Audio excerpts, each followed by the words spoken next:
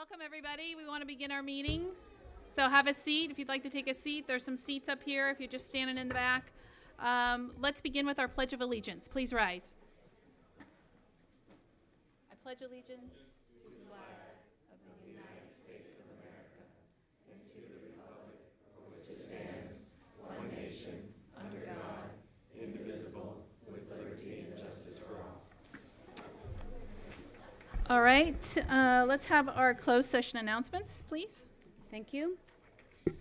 Okay, so with respect of every item of business to be discussed in closed session pursuant to Government Code 54957 and 54957.6, conference with labor negotiator Chris Koska, Assistant Superintendent, Human Resources, Employee Organization, Novato Federation of Teachers, also known as NFT, and also with respect to every item of business being discussed in closed session pursuant to Government Code 54957 and 54957.6, conference with labor negotiator Chris Koska, Assistant Superintendent, Human Resources, Employee Organization, California School Employees Association, also known as CSEA.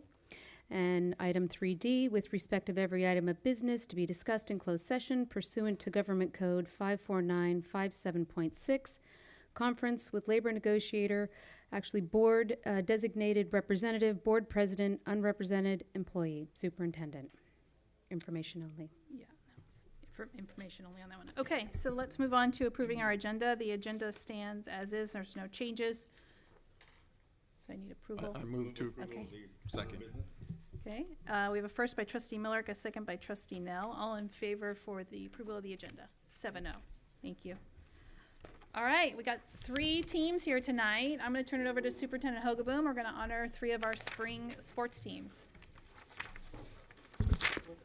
Good evening, everybody. So we are excited tonight to honor our athletic prowess in Novato Unified. And initially, we were just going to have one North Coast section champ and one MCAL champ, but then the baseball team came out of left field, literally and figuratively, and got the other North Coast section championship. So that's awesome. So we're going to honor our Novato High School girls lacrosse team, San Marin High School girls softball team, and the San Marin baseball team. So great job, everyone. We appreciate you guys being scholar athletes, and look forward to seeing you up here. So what I'd like to do with each of the teams is have your coaches come up, say a little bit about the season and how it went, and then we have certificates for you guys, and we'll take some pictures and give you some great recognition and go from there. So let's see. Thank you. Okay, so let's starting with the high school girls lacrosse team and the head coach, Rory Daly. He's already up in Oregon, I think, doing some farming and things like that. So let's have Sam Neff. Sam, you want to come on up? Give him a nice big round of applause. Thanks, Al. Yeah. Thank you very much, Jim. So as Jim mentioned, yes, Rory Daly left the morning after our final game to go take care of boutique cattle up on a 7,000-acre ranch in Oregon. And his dad told him he had 8 years to make that the most successful ranch in Oregon. It took him 8 years to do this with the Novato High School girls lacrosse team. Main thing I wanted to say was let's give a round of applause to all of Novato, San Marin, and Novato High for what the teams have done.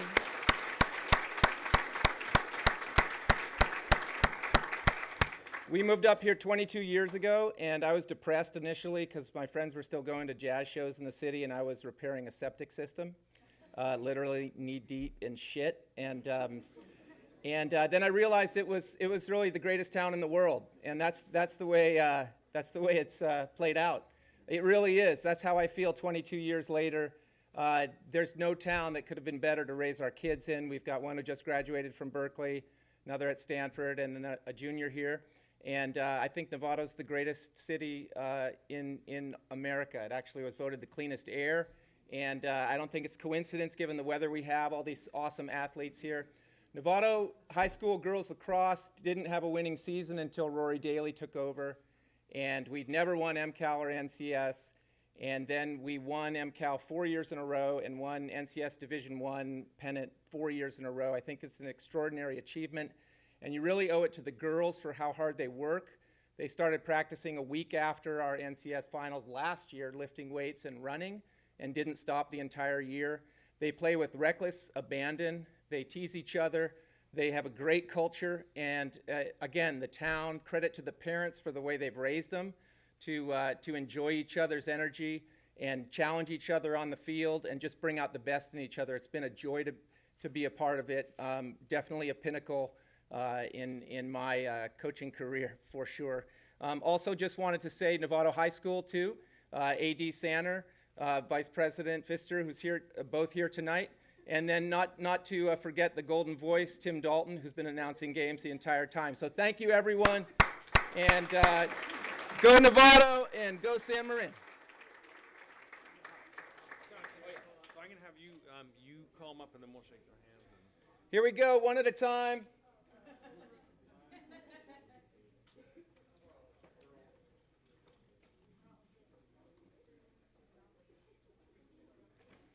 We've got Molly Quick Stick Carter. Come on up.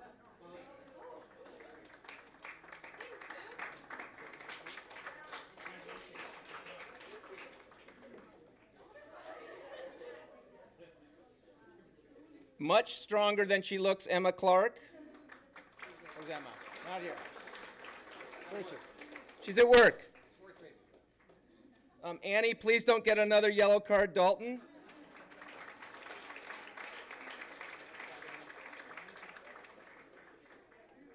Pascal brought up at the end of the season and goalie for the next 4 years, Buren. Not here. Maddie, watch out next year, possible high scorer Frank.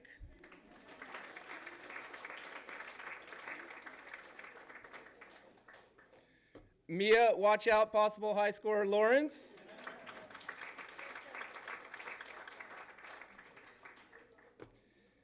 Named by my Florida emissary. We were out there, we played the #1 team in the nation. They hadn't lost since 2009. They still didn't lose after playing us. Called as the one with the heart of a lion, Brooke Long.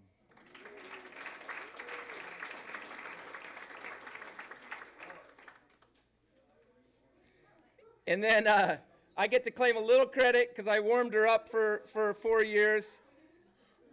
Caitlin McGrath.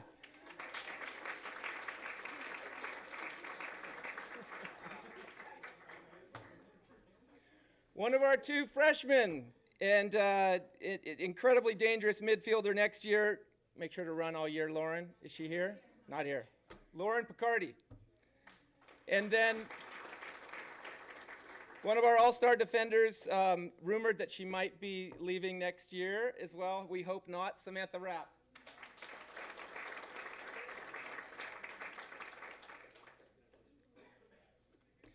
Broke the national record for scoring last year and was #1 in the nation again this year, the one and only Charlie Rudy.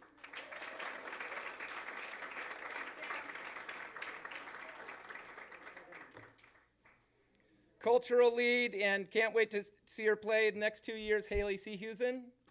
Not here. The only girl who can play trombone on the 50-yard line as well, Quinn Summers.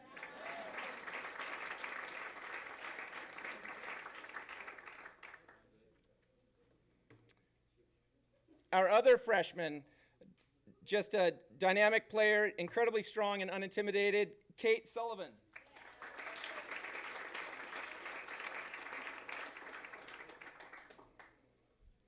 I believe 3-sport athlete.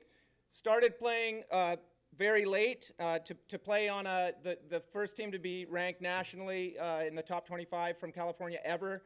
Ranked 8th this year, and to be a starter on the team, Vanessa Torres. Absolutely incredible.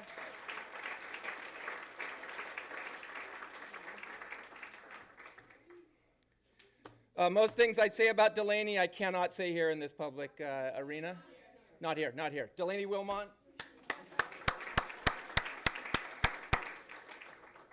And I was given the privilege of teaching her how to surf this year as well. Also started late, Rachel Yoder. That's it. Okay, one back, last round of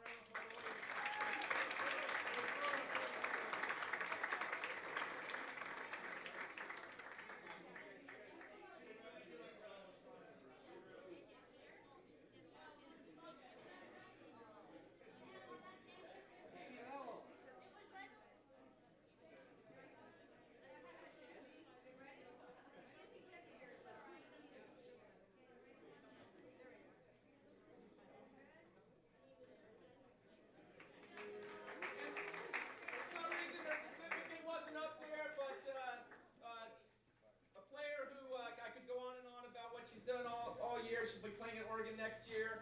Jamie Level.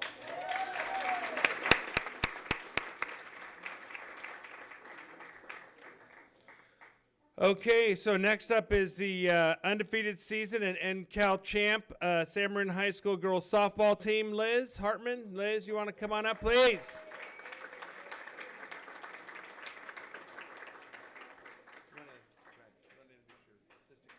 Yeah.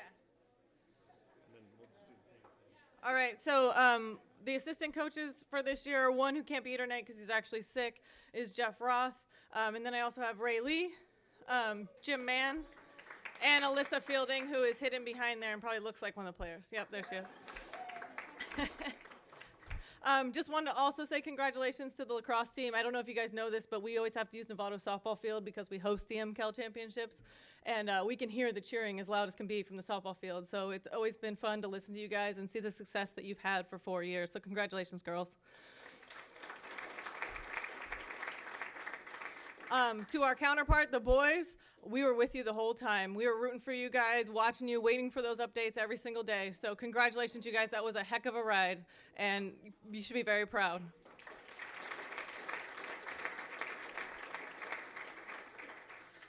To our girls, you know, we couldn't be more proud. We went undefeated in league. We won MCAL. We avenged the loss that we had last year. We came up just short in NCS, but overall they had a phenomenal season, going 23-1. They gave up 17 runs the entire year and scored 190. So it's something to definitely be proud of.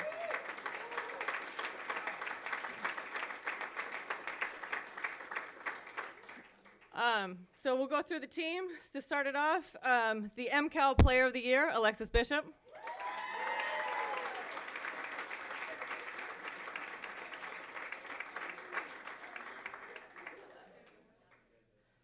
Freshman, Bella DeRuvo.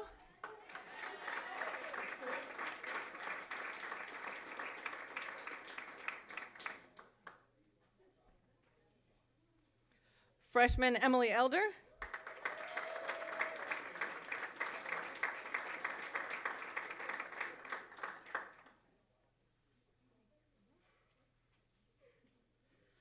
Junior, Cece Fisher.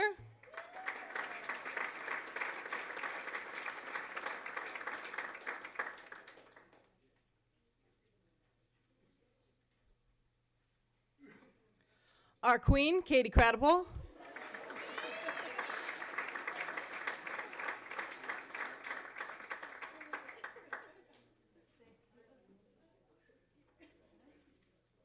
Summer Lake.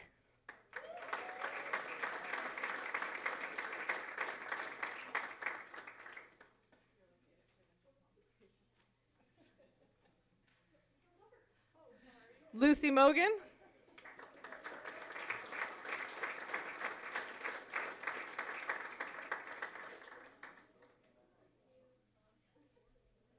Alex Neller.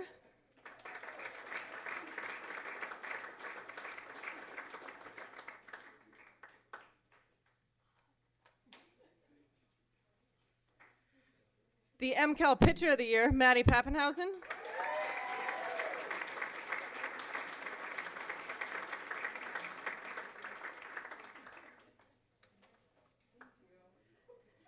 Giovanna Reale.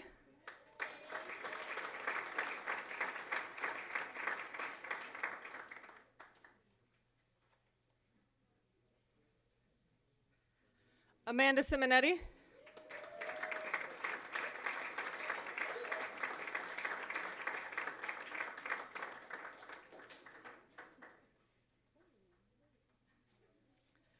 Sister Kayla Simonetti.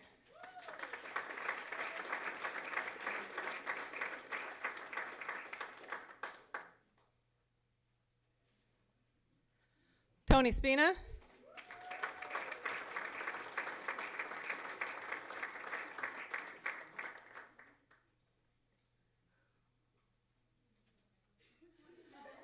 Rafi Tanaka.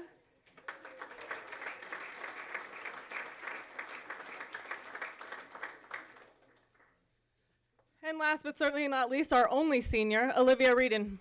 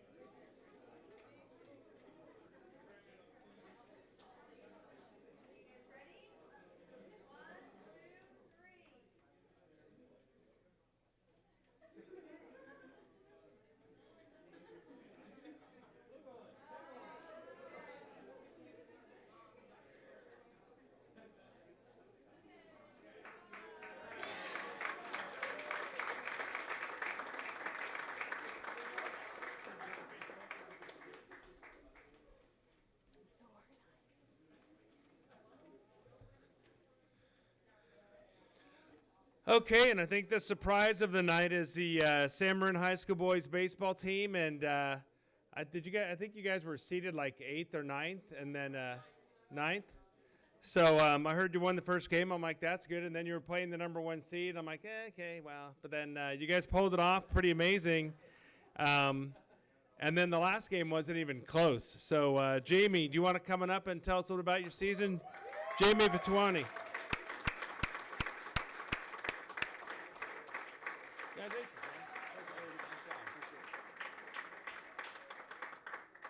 Make these guys come up here so I'm not so alone here. But I have to, thank these guys right off the bat: Coach Brian Barden, Sean Hickey, John Palmini, and thank you for having us tonight. And I'll follow Liz's act. And girls lacrosse is gone, but awesome. Great job. It was fun to follow those. There you are, Coach. But I know a couple families, longtime families, and I shouldn't admit this, but I did graduate from Novato, so a little bit of. And then the girls softball, we're always playing second fiddle to the girls softball program that's been so good for so long. And Liz, you're running a great ship over there, and we're trying to catch up now. So thank you. And it takes a village, right, to raise kids. And I have to say thank you to the great support group of parents that we had this year. The last couple years, it's. I've come into this program 5 years ago to take over, been a part of it for 12 years. And you know what? Parents, the apple doesn't fall far from the tree. We got great kids. We got great parents. So thank you, parents, for everything you've done.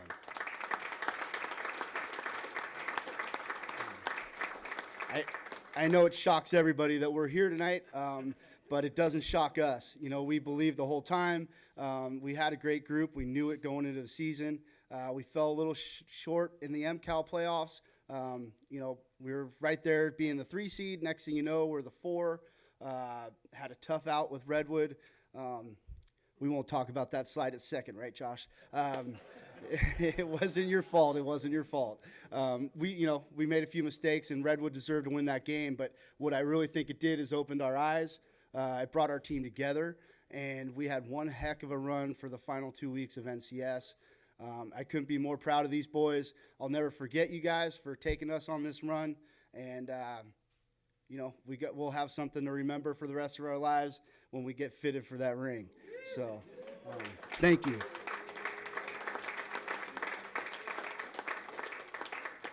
Other than that, I can't say more thank yous to everybody. It's been an awesome ride. I'm sorry to see this end, but you know what? You guys have sent the message to the underclassmen, and we'll get back to work soon and try to defend the title. So on that note, let's go ahead and bring up this team. You read those. All right. Do you guys want to hand these out for me? All right. First up, senior Tyler Abel.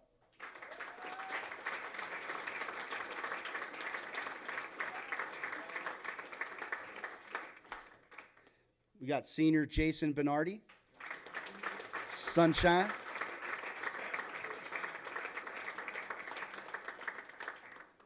Senior Willie Chesterolo.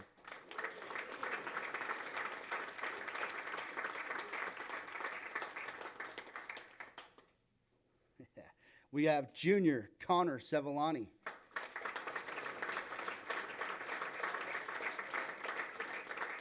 Oh boy, Connor. Senior Dalton Eckert.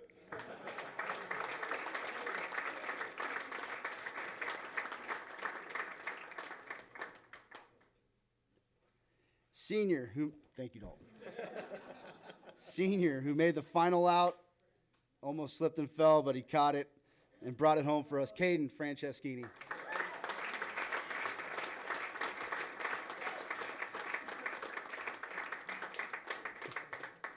Oh boy. Sophomore Josh Franks.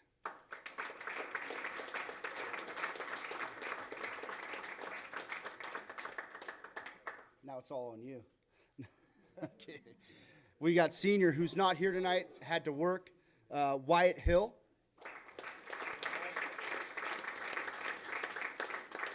And we have a junior here that's studying for a physics project tomorrow, Justin Kaiser.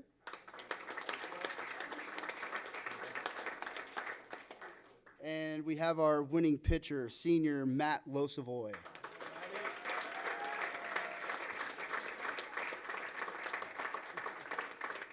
Sorry, and the most RBIs in the game, right? Yeah, I forget you're a hitter too, not a PO. We have junior Bo McAndrew.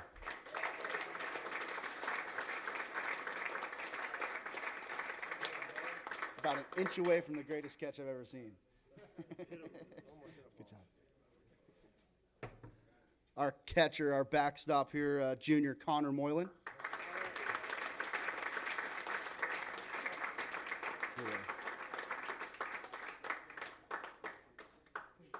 Good work, buddy.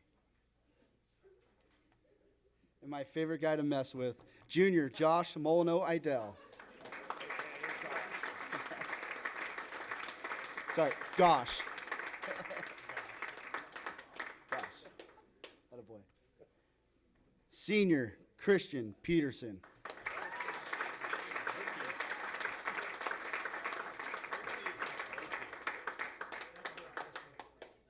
Attaboy, bud. We have junior, too smart for his own good, Jake Schmidt. I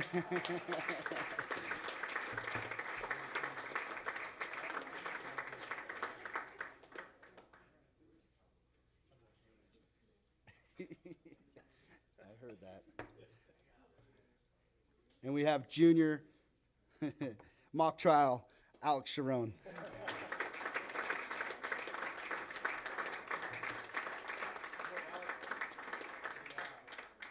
Big out, that a boy. We have junior Jeffrey Suter.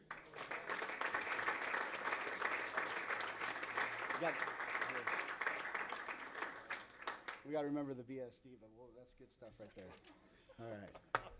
We got, finally, last but not least, Mr. Danny Sky, Bo Thompson. Love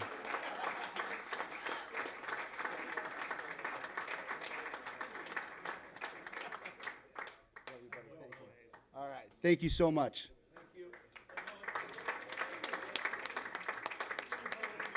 Picture time.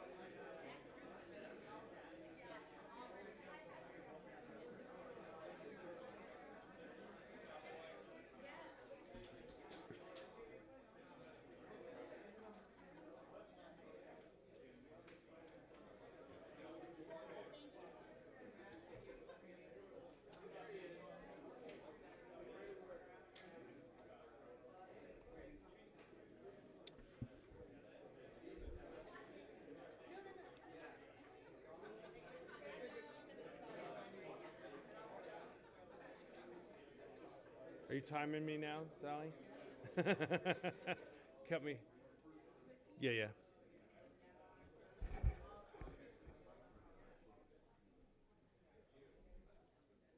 Okay, we're going to continue on. We do have one more presentation. This is a school fuel tour of Novato. Some exciting news, and a drawing is involved. Yeah, so we have Susan, Dale, Elizabeth, and Katherine. And Kate. Kate. So just school fuel has given us so much support over the years, and the Tour Novato is a unique event that I don't think any other school or district does, and takes a lot of work. And I know Dale's the main man on that one. But I just want to thank you guys so much for all of your support for all of our schools. It really means a lot. You help us do things that we couldn't do otherwise. And as with most organizations, there's a core group of people, and these are the main ones. So you guys do a lot of work, and we really, really appreciate it. So I'd like to turn it over to Susan, and we're going to have a little raffle. Thank you.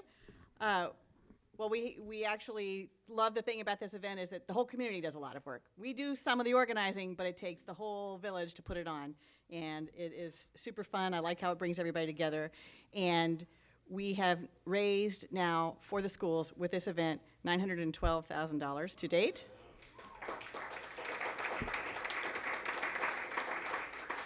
It will be happening May 4th, 2019, and our goal is to get it over $1 million next year. Want to add anything else? That's great. Okay. So, without further ado, we are going to draw the grand prize winner for a bike, complement of Mike's Bikes.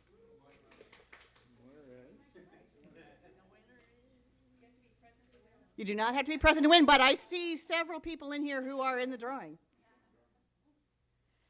Ed Para is our winner.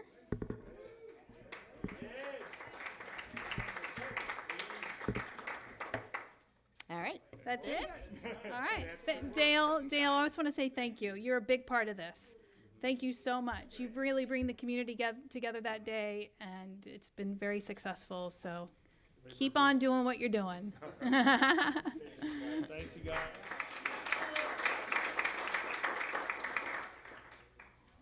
All right, so we will continue on. That was our presentations. That was really exciting to this is our last week of the school year, and to have 3 teams be successful as they did was great, and to have them here to be able to honor them. All right, so the public comment on consent agenda. So I will just say for any item on the agenda or not on the agenda, please fill out a blue card, which is over there, where one's being filled out right now. Looks like this. Bring it up to Sally, and I will make sure you are able to speak where you need to be able to speak, either it's on the agenda or not on the agenda. I do have one blue card for consent, so we will have that public comment now. And I would like to ask Norman Hearing to please come forward. And then just to remind everybody who is speaking before the board, you do have 3 minutes. There is a timer right over there, and it'll it'll wind down and get to 0 eventually. And I'll remind you that the time's almost up. So Okay, thank you. You're welcome. I won't need that much time. Okay. So I'm with North Marin Community Services, and I'm the director of the mental health programs. I wanted to come out tonight just to thank you all for your ongoing support, which is well over 20 years now that we've had a partnership with our school counseling program. Tonight on the consent calendar are the contracts for next school year.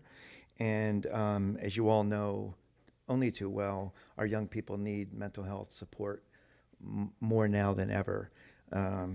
So I just want to thank you and hope for your consideration as we move forward. Thanks very much. Thank you for taking the time to express that. Appreciate it. Thank you. All right. Does the board have any consent item they would like to pull at this time? Trustee Nell. 15C, I have a question about that. Okay, 15C. That's the Abbott contract. Okay. And I will be pulling item H, which is the consulting service agreement. And the only reason I'm pulling that, and that won't come back because that's a contract that's on the agenda, but we already have an existing contract with them that doesn't expire till next year. So it was sent to us in air, this contract. So we'll just pull it and not even have it brought up. Anything else besides C and H? All right, so I will make a motion, Madam President, to move the consent agenda not including item C or item H. okay. Second. Okay, so we have a first by trustee Miller, I got a second by trustee Scott, and these items, one item that we pulled will be brought back at the end of discussion action. All in favor to approve the consent? Okay, 7-0, thank you. All right, and announcements from the board? Trustee, Yes. Yeah, and thank you, Mr. Herring, for being here again. We've approved it, so you're good to go. Trustee Miller, do you have any announcements? Okay, Trustee Nell? Okay, Trustee Aguila? Yes. On the 23rd, I went to the San Marino High School Senior Awards. On the 24th, I went to the Golden Bell celebration where we celebrated teachers and programs. And then Novato High School Awards, I went to that as well. And this is where I would normally say something great about the teachers that were awarded and the students that were recognized and the programs that were also recognized. But instead, I'm going to do something different today. They were recognized already. And they were very well deserved. But I also wanted to say there's a lot of people, a lot of programs, a lot of teachers that for X reason or other, a lot of students, but for X reason or other, they missed the deadlines or whatever, were not able to get recognized. And so I just wanted to just acknowledge that we're proud of those that were, but I wanted to just also recognize those that were not and that did deserve it. And the other thing is, I went to the special education meeting yesterday, and things are moving along. And then don't forget to vote tonight. It's still not too late. Trustee Mack? Trustee Cooper? Golden Bell ceremony was great as always, and I went to the Marin Oaks Senior Awards night, and that was congratulations to all the students, but I really want to congratulate and thank all the staff for taking care of those students and bringing them along. Trustee Scott? I attended the Safe Route to Schools committee meeting, and just to report back to the board, it was standing room only. They had to bring in more chairs, and there were still people standing there. We had a lot of folks from Leafwood Apartments there. A lot of folks were on the agenda was the little girl who was hit by the car over at Linwood. So there's a lot going on there. Thankfully, there was quite a few city members there. One of the city council members was there, as was their director. One of the police officers also showed up. And what I found out at this meeting, that apparently there were 2 other children that had been hit near this site. And what it was that we didn't know about it is because they didn't report it. And they were afraid to report it because of ICE. So we have, I believe, some additional outreach to do to that community. I know that the city is working with them, as are the Novato PD. But I just wanted to let the board know, because I wasn't aware of that until I attended that meeting, that there were 2 others there. The city's looking into it in terms of what they can do in terms of crosswalks and some other items. But something that also came up, in addition to that, in other facilities at the meeting, was that perhaps maybe once a year we should have a combined meeting with the school board and the city council. I said I would bring it before you all, and we could discuss that at a later time. So that's my report. Great, thank you. I as well attended the Marin Oaks Awards night, and it's between this last week and this next week. It's a bunch of celebrations outside of graduation. There's 3 murals were unveiled across the district last week, and Superintendent Hogaboom, we all tagged along, and Leslie tagged along, and we were able to go to Lou Sutton, unveiled their mural in regards to reading. It's right there on campus, so when you're on it, always look for it. Marin Oaks unveiled theirs, and also Novato High, the Dreamers Club, unveiled their mural. All 3 murals have a very specific meaning, and the students were well involved, and they were kind of linked with an artist that helped them design it and everything. The student at Marin Oaks designed the actual mural, which is really great. It's really nicely done. Also, I was able to do Model the Way, where we honored 4 employees across the district that are modeling the way. So that's always nice to tag along. And that's it. And we all have graduations this week that we'll be attending, and promotions. So that's one of the exciting parts of our job. Yep, so things are a little bit busy with the end of the year and last couple days of school. I just want to highlight the equity convening we had last Thursday. So that was kind of the end of the year to bring together our equity teams at our district advisory committee last Thursday. And there was really three purposes. One, to hear from some students about their thoughts on equity. The second was for the teams to kind of say where they've been and where they've started and all that. And then third is where are we going and what support do those teams need to move our equity imperative forward. But the thing that I was most proud of, I think, was our students. So Youth Leadership Institute, as you guys know, have been working with our youth advocacy councils that we have at every secondary school and talking to them, and we asked them a lot of questions. And so we started with Marin Oak students kind of talking about their perceptions of equity, and a lot, obviously they've either been at San Marin or Nevada High or somewhere else first, and with the small environment, San Marin can do a lot of things that our larger schools can't do. But they talked a lot about, it all came down to relationships. It all came down to them feeling supported by their teachers or not, and just that connections that teachers and staff can have with students. And that was really the most important thing to them, and they really articulated that well. Then we did a little fishbowl with some other students from Nevada High and Hamilton and San Marin, and it was just a great learning experience, I think, for adults, again, hammering home the idea that it's all about relationships and making those connections with students so they don't get lost in the shuffle. And I think that's really one of our main challenges next year, is to find out how we get those connections going. And it's hard when you're a teacher that has 150 students. How are you able to get those connections? But I think that's our big challenge. If we don't do that, then too many kids are falling through the cracks. So it was just great to hear from our students, and I think we have a good plan going forward with equity and looking at cultural competence next year, which is one of our 6 C's, and we're still partnering with National Equity Project and Nancy Dome and Epic Learning, and also looking at culturally responsive teaching. What does that mean and what does that look like? So it was just a great end of the year and great to hear from our students. Thank you. Thank you. All right, I do have some non-agenda public comment cards. I have a little stack of them right here, just to remind the audience that you again have 3 minutes to speak. When it is non-agenda public comment, the board is unable to comment. So you will just come up, speak your 3 minutes, and we'll go from there. We are televised, so everybody will be seeing that. We'll take down some notes, and Superintendent Hogaboom, we'll try to direct you if it's something we need to get back to you on, we'll make sure that happens. So the first person I have up is Denise McEntire, followed by Katherine Rucker. Hi, Denise. So it's just coincidental that I came tonight with all the topics that are going on, but I wanted to talk about Nevada High School swimming, just to share some success, because you guys don't get all the good news all the time. You usually get a lot of complaints. So, you know, I understand that we have to use metrics to determine one aspect of the success of sports programs at Nevada High, and Ms. Santa will be talking about that later tonight. But we can't lose sight of the human side of success. For me, a team cannot be measured by the wins and losses. If you're to look at my girls and boys swim team this year, they both placed 5th overall at MCALs. You may assume they were average team. What you cannot see and cannot be measured is the true success of the team based on the growth over the years and the individual changes. 4 years ago, the team had 25 swimmers.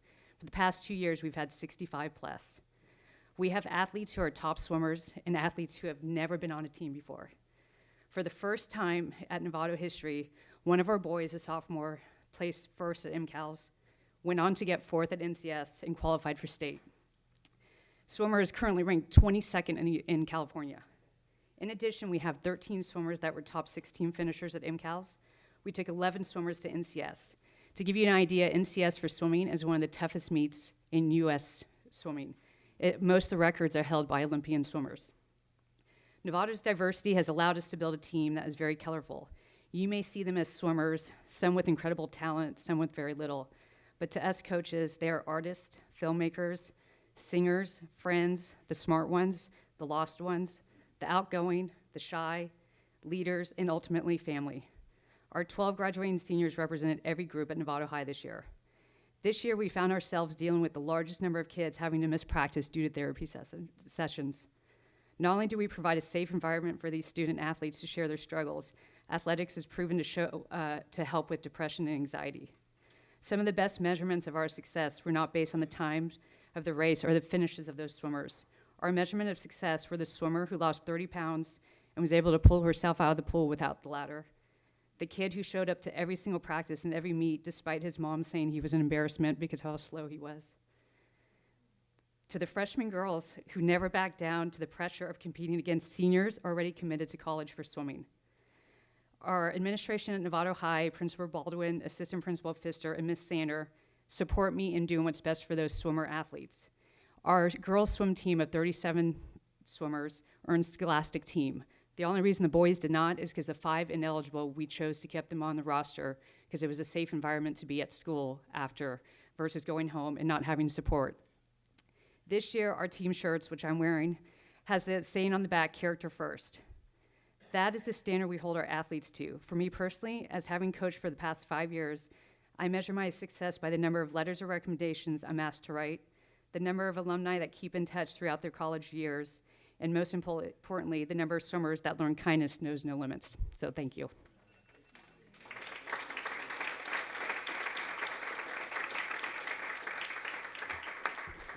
So I am going to comment.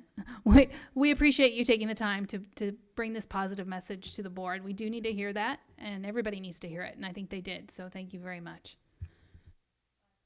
Katherine Rucker.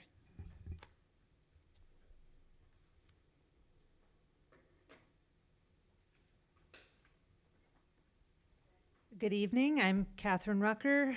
I'm a parent of a San Marin junior and a graduate of San Marin High School, and 2 years ago I became an attorney. Today I'm here to talk to you about San Marin High School's new advanced placement contract. The administration had to come up with this contract because there were a lot of issues last year with students jumping into AP classes and feeling overwhelmed and then having to back down to regular classes, and that caused a lot of disruption and problems for the counseling staff. And so the administration came up with this contract, which is pretty good, but it has one big problem. On page 3, there are 7 statements where the student and the parent have to initial. I want to draw your attention to item 5, where it says, I agree to take the AP exam for every course I am enrolled in. This conflicts with board policy 6141.5, which states that taking the AP exam cannot be required to be in the course. So I noticed this conflict right away because I'm an attorney. A school in the district cannot make a contract that has a term that directly conflicts with your board policy. So this term is not valid, and I would like for the San Marin administration to share that fact with the parents and the students who are considering taking AP classes next year. I also want to point out the second sentence in item 5 says the school is committed to ensure financial considerations do not impact a student's decision to take the AP exam. AP exams are expensive. I think they're $93. My son wants to take 4 AP classes next year, so I'm looking at almost $400. But it's not just about the cost. It's maybe the student gets all the way through the course and then doesn't feel comfortable taking the test. And my son has anxiety, and he doesn't want the college credit. AP exams are optional, and they have to stay that way. So thank you for your time. Thank you. So Superintendent Hogaboom, could you follow up on that and get back to the board? Thank you. All right, I believe it's Eleanor Thompson, and then Janam Orbits, and then Monica Miller. Those are the next 3 speakers.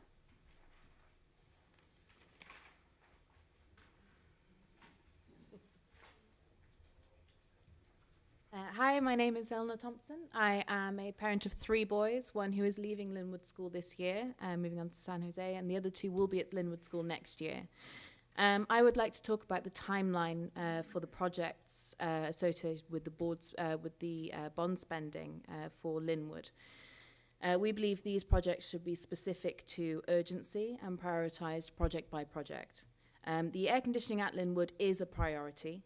It affects teaching and therefore affects the education. We cannot expect our children, of which 3 of mine will go through that school, to have a fair and just education if their teaching is being impaired by the heat.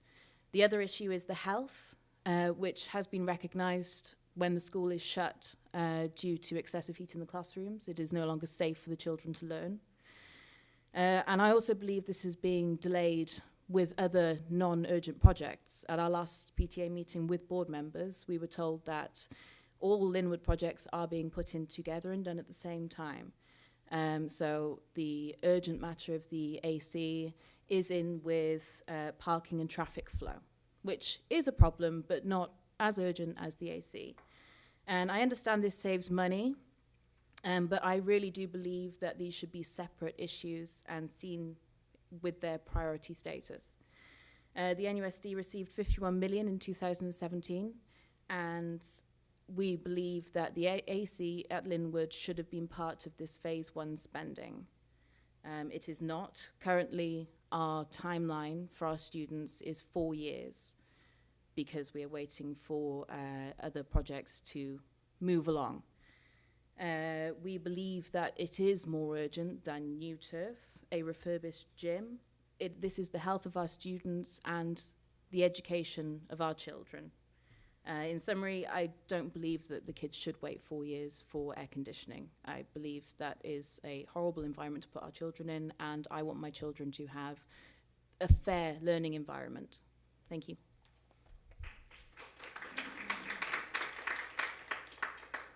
Janam Orbits.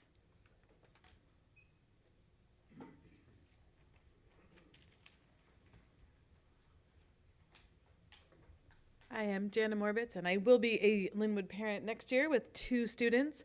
And I'd also like to talk about the air conditioning.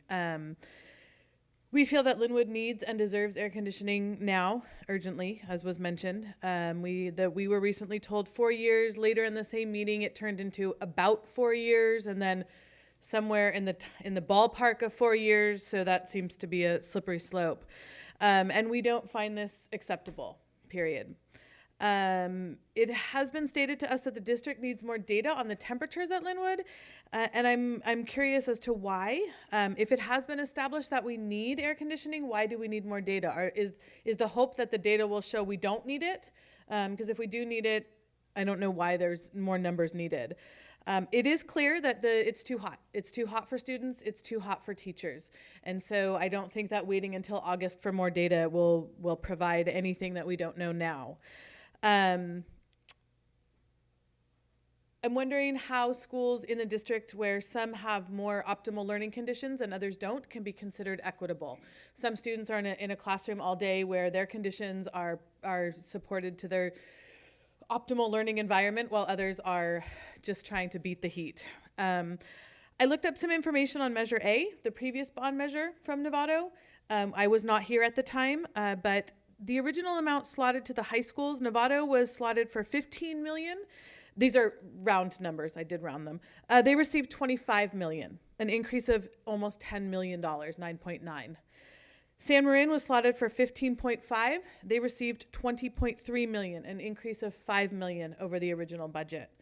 Linwood was slotted for 5.2 million and received 3.4, a decrease of 1.8 million, the largest decrease of any school in the district. So we received not the smallest amount, but the biggest reduction. So it feels like that's about to happen with Measure G. I could be wrong, but it's just starting to feel that way. Did a little bit of research. There are some the Williams Act talking about emergency facilities. That means structures or systems that are in a condition that poses a threat to the health and safety of pupils or as staff while at school. And these projects include but not limited to non-functioning heating, ventilation, fire sprinklers, or air conditioning. There's a long list. I just put that one in. The Mayo Clinic says that young children have a less developed central nervous system, which makes it more difficult to cope with changes in body temperature. They have a harder time staying hydrated. And if you have lack of air conditioning, fans make you feel better, but with sustained hot weather, air conditioning is the most effective way to cool down. There's also several special education classes, as well as other students in regular education that are on different medications, and those can also affect a student's ability to stay hydrated and cope with heat. Both workplaces and preschools have laws around their temperatures, yet schools do not. OSHA recommends 68 to 70 degrees for optimal conditions. Our ranges are not in that. So to summarize, our rooms are too hot. I wonder if we really need more data, and do we really need laws and legislation to have things be right for our kids? Returfing is great, but does it trump the need for optimal learning conditions and equity among schools? Thank you.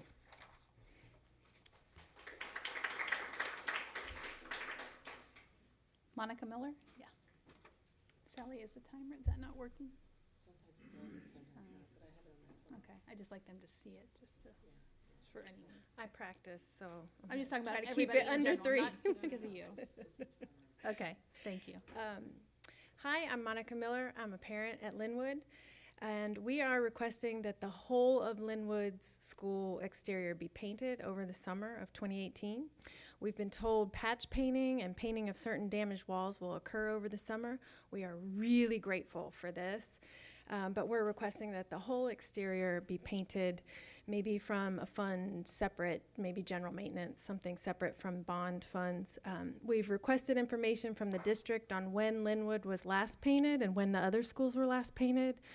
You can only patch paint so long. We don't want to ask for more than what other schools are getting. We are asking for equity to be on equal footing with other schools. We've also requested information from the district on the estimated cost of painting the whole school versus patch painting this summer. The reasons for our request is, one, successful dual immersion launch. We have heard parents in Novato say things like, why did they put the DI program in the worst school in Novato? While painful, we shrug off these comments because we know there's not a bad school in Novato, and we know inside, the outside doesn't see how strong and vibrant our community is.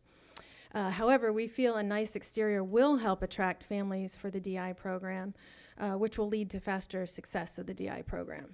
Another reason for this request is the positive impact on students. I've heard our teachers say that they've worked in well-cared-for schools and more, let's say, run-down schools. They say it makes a positive impact on students' overall demeanors when the facilities look nicer. And a nice, shiny, clean slate for our new DI start next year would just be wonderful. We feel our children deserve this. And Linwood has a strong history of our diverse communities working together to create a healthy learning environment. And with the launch of the DI program, we are becoming something even more special and beautiful. Our English learning and Spanish learning families are beginning to interact more. Our leadership roles are being filled with English learning parents so that our population is reflected in the leadership. We would like our exterior to reflect our interior. My last comments are around community involvement, volunteers. Some of our parents are painting contractors. We also have parents who will volunteer their time, will go to paint stores, ask for donations. Let us know if there's anything we as a community can do to have the request approved. And my last comment is success. We know from what we are building off of at Linwood and what we are creating there, that there will be a mile-long wait list to attend Linwood. And we're requesting this painting as a boost to that success. So thank you so much for entertaining our request. Thank you.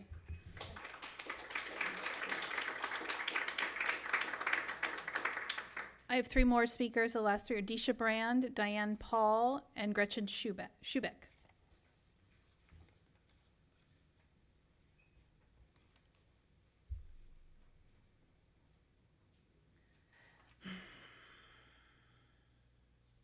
Hello, I'm Deisha Brand, a parent of a 2nd grader at Olive Elementary School.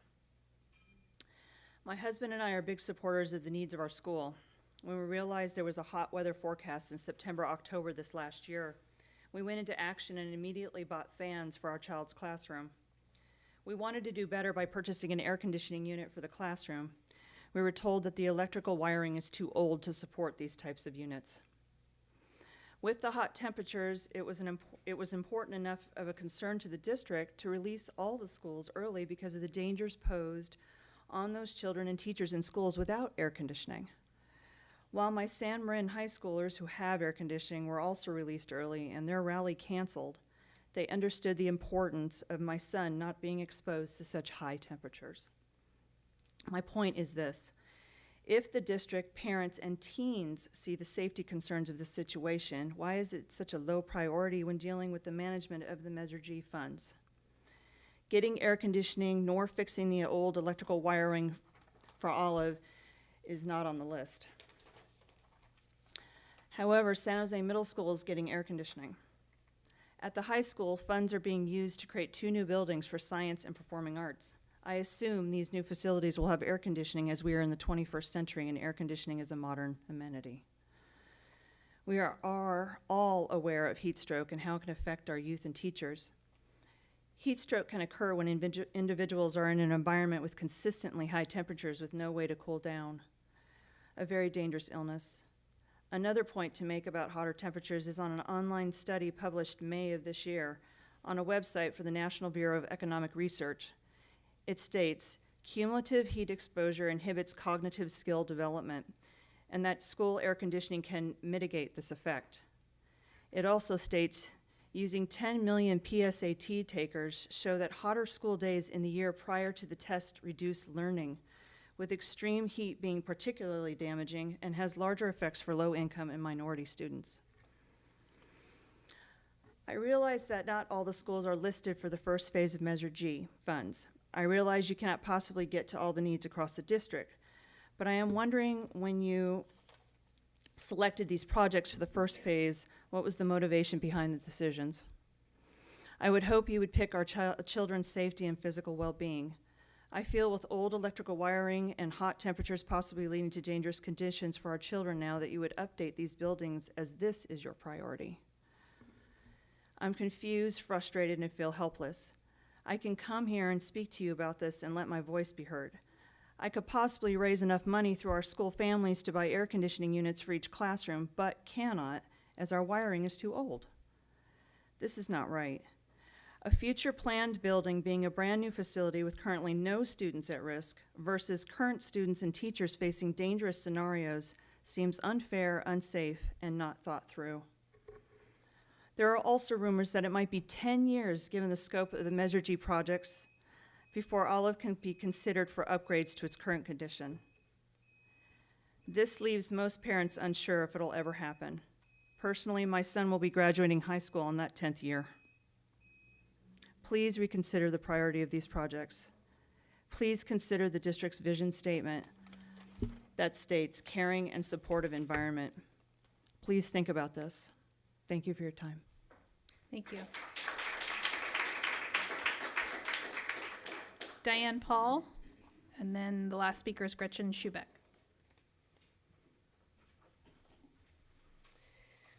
So I'm here to talk about air conditioning at Linwood. I am a parent of a child in special education. He is currently in the 3 through 5 social cognitive class. There are 3 SOCIAL classes at Linwood. To refresh your memory, there's early intervention, K through 2, and 3 through 5. So the entire elementary thread of social cog is at Linwood now. Most of the population in these classes are children with autism. Now, I'm aware from speaking with Gladys before she retired that there, as a group, the trustees, although you go to have trainings on equity all the time, there hasn't really been a group training to understand special education or the 13 eligibilities. So I'm only going to be really speaking about a narrow section of the eligibilities for special education. It is a well-established fact that many on the autism spectrum have an aberrant temperature perception which can result from too high and too low sensory thresholds, or both. In order to stabilize body temperature, humans take conscious and unconscious corrective actions. Since many people on the spectrum aren't aware of their body temperatures, they don't take conscious corrective actions. This means that people on the spectrum will be less likely to notice body signals, such as hunger, skin temperature, as opposed to core temperature, and states of tiredness because of feedback processing errors. In addition, many children with autism have something called sensory processing disorder. This is a condition that exists when sensory signals don't get organized into appropriate responses. That can be caused from fluorescent lights. It can be caused from them not liking the seat they're sitting in. It can be, excuse my language, a living hell for these children to be trying to sit in a classroom on a regular day, especially when their access to appropriate occupational therapy situations for them to try and regulate themselves through the day is not available. It's only available to them on the days that the OT is on campus. Our OT is on campus 1.5 days a week. Living with regulation issues can put a person in a constant state of discomfort. So when we don't provide them air conditioning, you guys are really, really making it hard for them to learn. Thank you.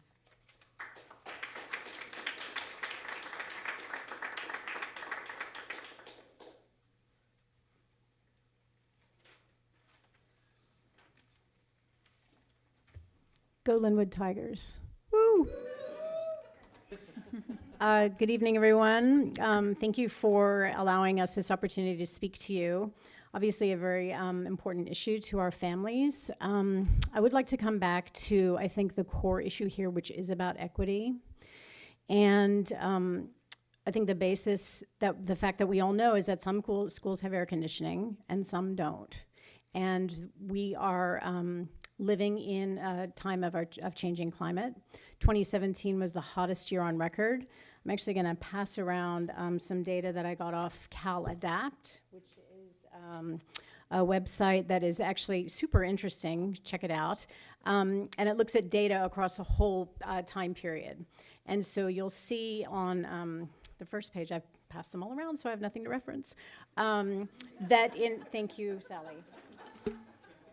That the number of extreme heat days is expected to increase from 4.1 days that were felt during the period 1955 to 2005 to 7 extreme heat days between 2006 and 2056. That's if things with our climate begin to decline. If things continue to get worse, as we're expecting they will, we're going to see more of these extreme heat days. On the flip side, these are called degree days, and this shows how many days a cooling air conditioning was required to keep to allow for comfort. And so you'll see that it's an increase in that same period of about 240 days. When Measure G was originally proposed, we were told that the oldest elementary schools, Olive and Linwood, would be prioritized, particularly because they weren't addressed in the previous bond. We were told that high schools would be getting upgrades, and so would the middle school, but we were told that Olive and Linwood were the priorities. 1.5 years later, we've seen nothing at Linwood, nothing. Now we're told that Linwood, although Linwood is in phase 1, it's going to be another 4 years before we see anything there. In the facilities master plan that was the basis for the adoption of the bond, $12 million, I believe, was allocated to Linwood. In that original plan, we've seen nothing. Already, several projects that are in the plan are costing considerably more than in the original plan. But it also appears that some projects are being added that weren't in the original plan. For example, the $300,000 PA system at San Marin. Courageous leadership is not always possible, not always popular. And we are asking you tonight to reconsider allocating funding for air conditioning at Linwood. We also believe that Olive deserves air conditioning as well, and these should be prioritized before turf or renovations or major undertakings of capital improvements. Thank you for your time.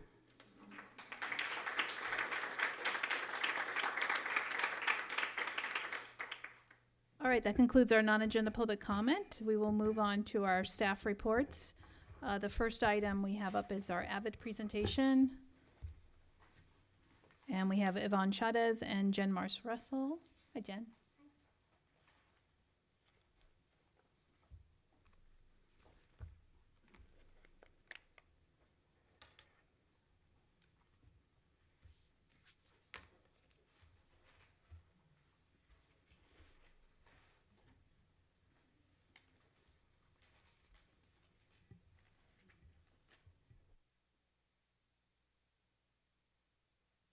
Okay, good evening.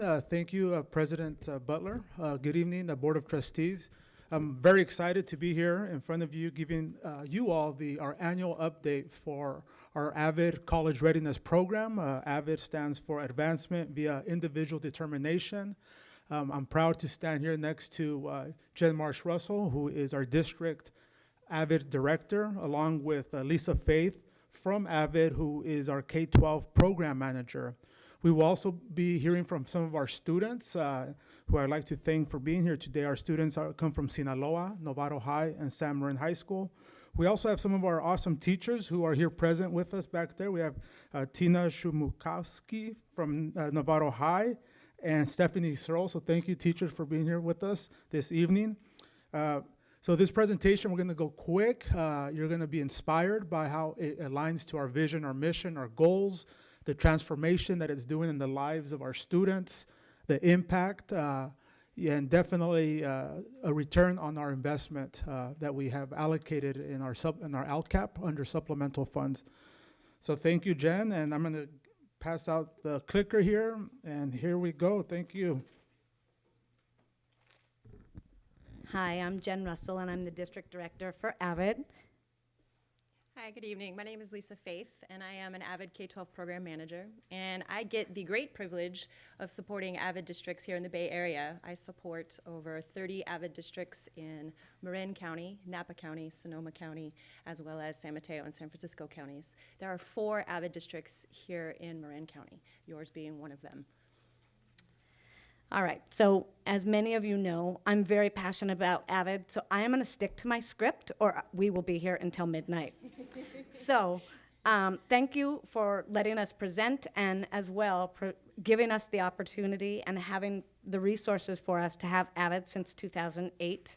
Since 2008, NUSD has relied on AVID as one of our ways to meet our college and career readiness goals.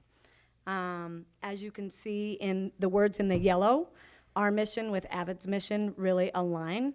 We all want to see kids successful in the global society.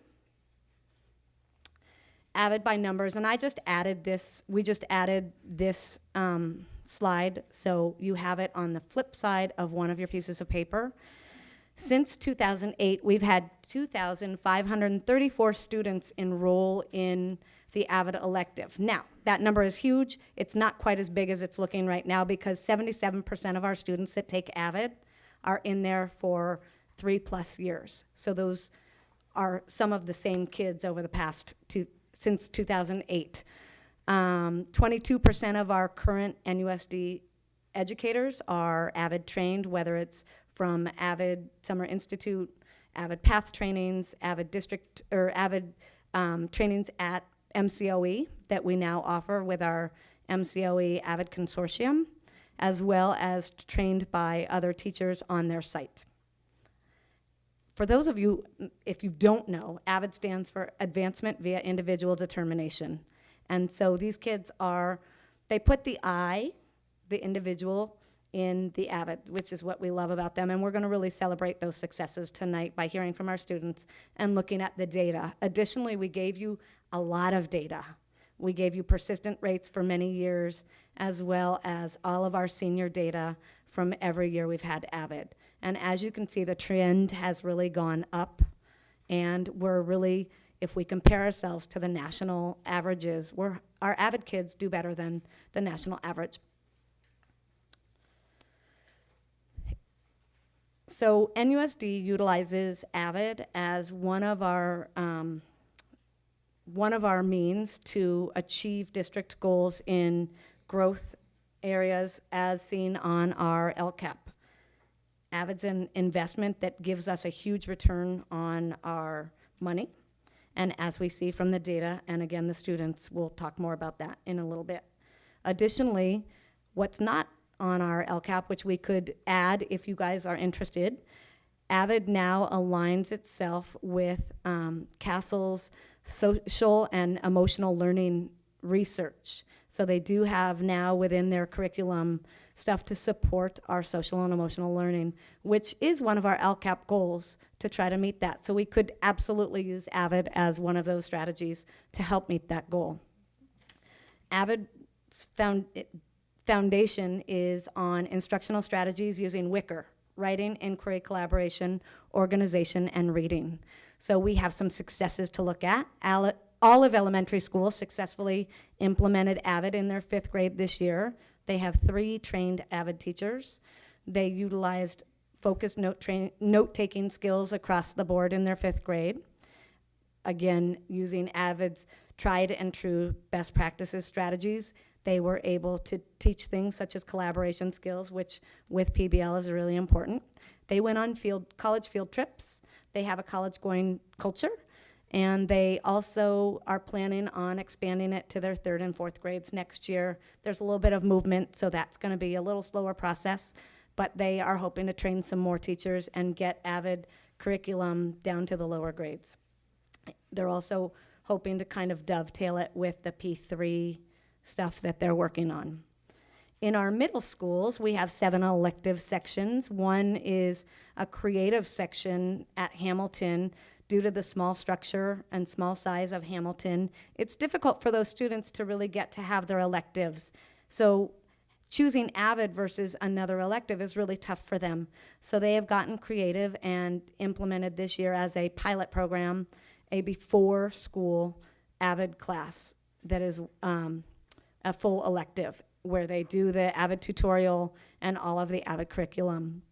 In addition, our middle schools have hosted College Week, which was held in conjunction with our partnership with 10,000 Degrees. They're extremely helpful with us. They've gone on college field trips.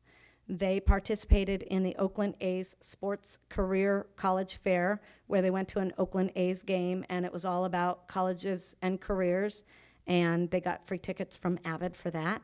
Hamilton went to the Major League Soccer Career Day down at Levi Stadium and I think they got to see a game. So those are some of our highlights. We have a middle schooler talking. She might want to share some of her highlights as well. In our high schools, we have 8 Avid elective sections, 1 in each of the 9th, 10th, 11th, and 12th grades. Some of our highlights this year, we have our first Cal Poly acceptance of an Avid student, and she will be attending there in the fall as 2 Cal Poly moms, well, 3. So we're really proud of her. She'll be speaking tonight. We have our first Dell Scholar. So she received a Dell Scholarship from the Michael Dell Foundation. We have a student who won the Reimagining Citizenship Scholarship, which is a partnership between the City of Novato and Dominican University. The City of Novato is giving him $25,000 a year to go to Dominican.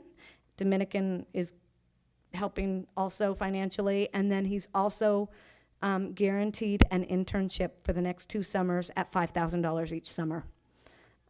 We have a student who started a recycling program at Hamilton who was recognized by the City Council as well as all of you. We had a teacher apply for a school fuel grant and win, and she won $6,000 to be earmarked for college field trips. So students at Novato High got to go to 3 different colleges this year. Both schools were involved heavily in college research. San Marin had their March Madness competition, which maybe Sawyer can tell you about, as well as their regular tutorial, their community service, and their leadership activities that they engage in. Okay. District-wide, it's not as easy to see from here as I thought. Okay, you have it in front of you, and I've given you an updated. Unfortunately, the copy that saved when I sent it to you only had San Marin's data, so now we have both San Marin and Novato on there. So what you're looking at is an addendum, which we just passed out, District-wide, the AVID data shows that NUSD is closing the achievement gap for our students that are traditionally underrepresented on college campuses. 98% of our AVID students are students of color. NUSD 2018 AVID seniors, regardless of their life circumstances. So if you look, the circle on the left, 91% of our students are first-generation college students, 87% are from socioeconomically challenged homes, and 44% are considered ELL students. AVID students overcome their obstacles, and they achieve success. They graduate and attend college at higher rates, but more importantly, they can think critically, they collaborate, and they set high expectations to confidently conquer the challenges that await them in college and career. Oh, our A through G, I don't have it on there. Our A through G rate is 76% of our AVID students, which is higher than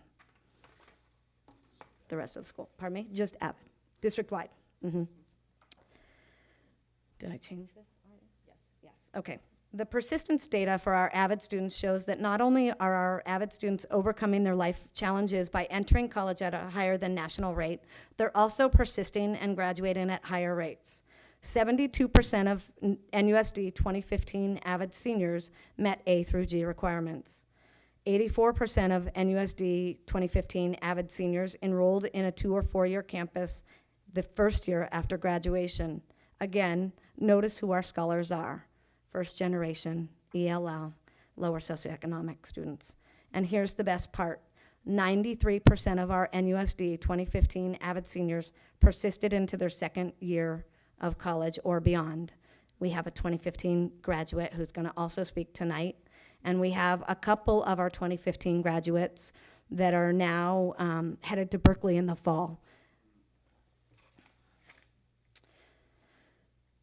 If we look at the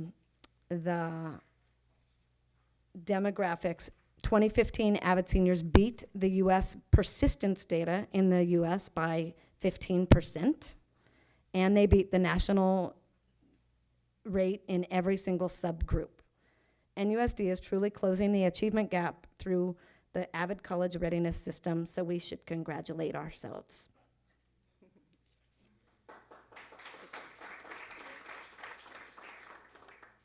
So it truly is a pleasure to get to work with you all, to work with a district that is so clearly dedicated to student success, to work with a district that is so clearly dedicated to closing the achievement gap. So a lot of people know AVID as a collection of best teaching practices. We're known for our instruction.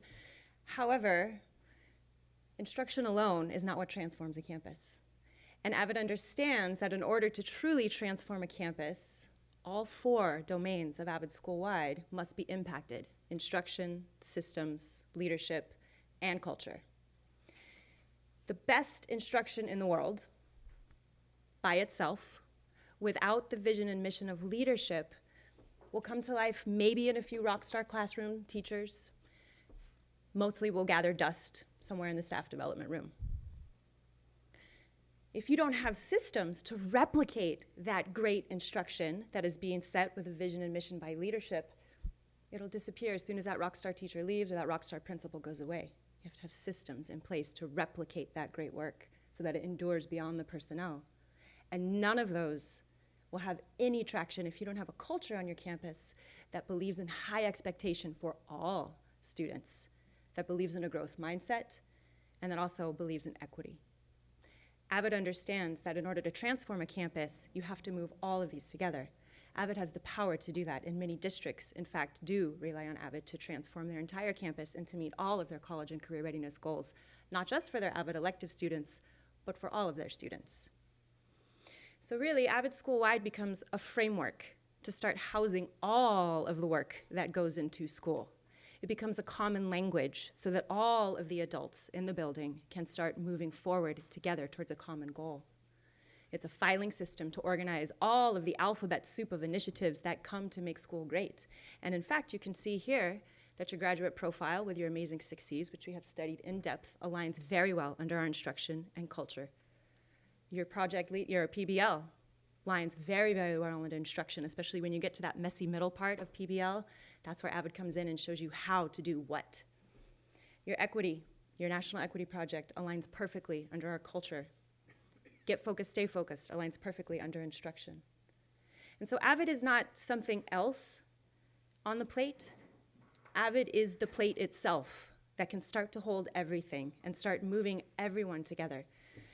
And that aligns extremely well with your equity imperative. And in fact, your equity imperative is almost verbatim our mission statement, because like you, we believe that all students can and should achieve. And so, our mission to close the achievement gap is truly coming to life here. And while you all are getting an incredible return, there is so much more to come. And so as you roll out your graduate profile with your 6 Cs, we hope that you will continue to partner with AVID, because not only is an AVID a guide, it's also a really good measuring tool. And our coaching and certification instrument you can rely on to help measure the impact of your graduate profile. You can use our coaching and certification instrument to start measuring the impact and the progression as you reach towards these equity goals. We gather that data for you. We work with the districts to look at your data through the lens of equity. That's what we do. That's what you do. Let's do it together. So you've heard from the adults. We're really, really happy to share this great news with you, but the proof is in the pudding, and we've got some really awesome pudding to share with you. So it is my great pleasure to invite up to speak with you some of the great voices of AVID here in Novato. So we have from Sinaloa, Nina, from Novato High, Daisy and Rachel, and from San Marin, Sawyer, and 2015 graduate of NUSD's AVID program is Aneta. So I'm gonna have them all stand up. They're each gonna be answering 2 questions. One, if you had to describe AVID in 1 word, what would it be and why? And how has AVID impacted you as a student? So they know they each have 2 minutes.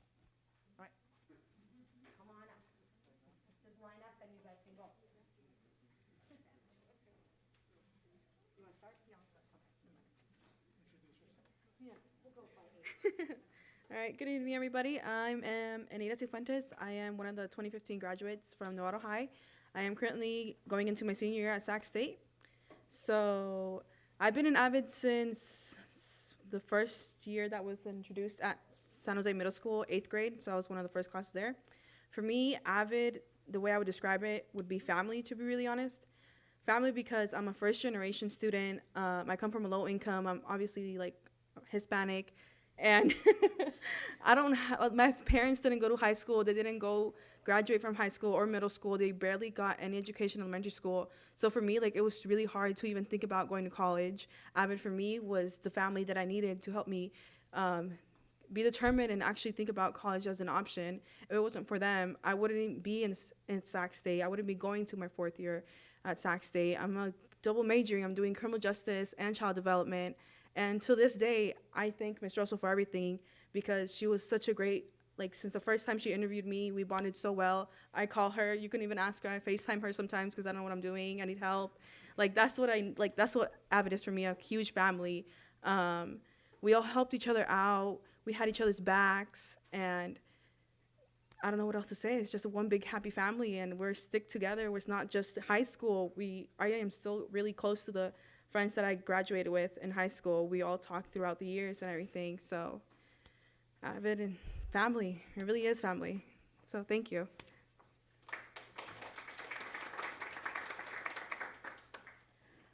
Hi, so I'm Daisy Diaz. I'm the first Dell Scholar.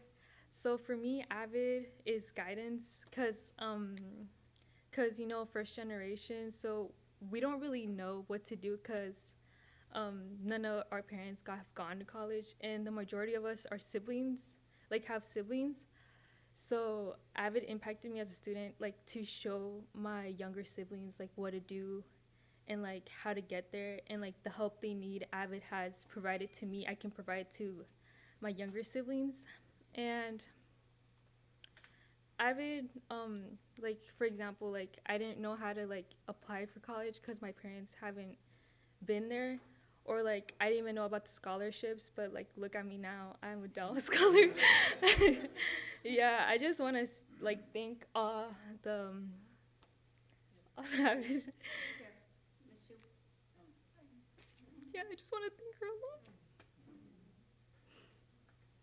Thank you.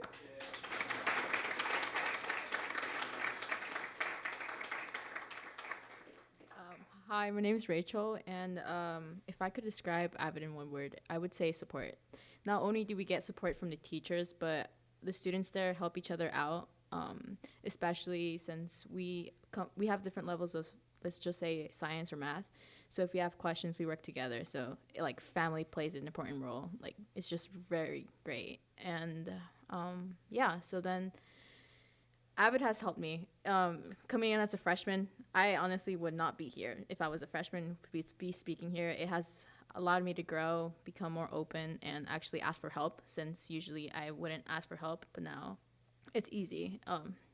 Yeah, and it's allowed me to actually achieve my dream of going to a 4-year college, and yeah, making it affordable as well, because I thought money was going to be an issue, but through the help, I was not only able to get enough money from the government, but I was as well able to reach out to the college, and they granted me $6,000 for a major if I stayed with it. So that's very helpful. And yeah, thank you.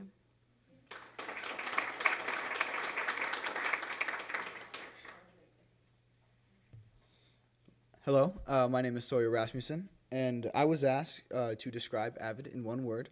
There were many ways I was thinking about addressing AVID in one word. I could name so many: community, camaraderie, preparation. But then it hit me, the perfect word that like encapsulated everything that I wanted to describe, and that would be family. Now, I know it sounds corny, and I kind of ripped her off a little bit since I came second, but it's just the best way I could think of to describe the AVID community. Then I was asked to speak on how AVID benefited me. So I would think that it prepared me for college. I would say it goes hand in hand with, oh, I'm sorry, I apologize, I read my notes wrong. May I go back just a few seconds? Then I was asked to speak on how AVID benefited me and how it prepared me for college. And I say the two go hand in hand. Let me explain. It helped me craft my vocabulary. It helped me craft my research skills and my note-taking. And it helped me cultivate those in a practical and safe manner. It's judgment-free, so we were all able to critique and exercise with each other. And the family, it just made it so much better than just a regular classroom environment.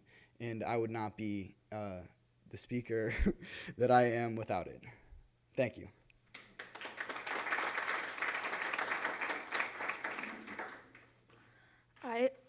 I've taken AVID program at Sinaloa Middle School for 2 years now. My first year at Sinaloa Middle School was one of the most challenging years for me as a student.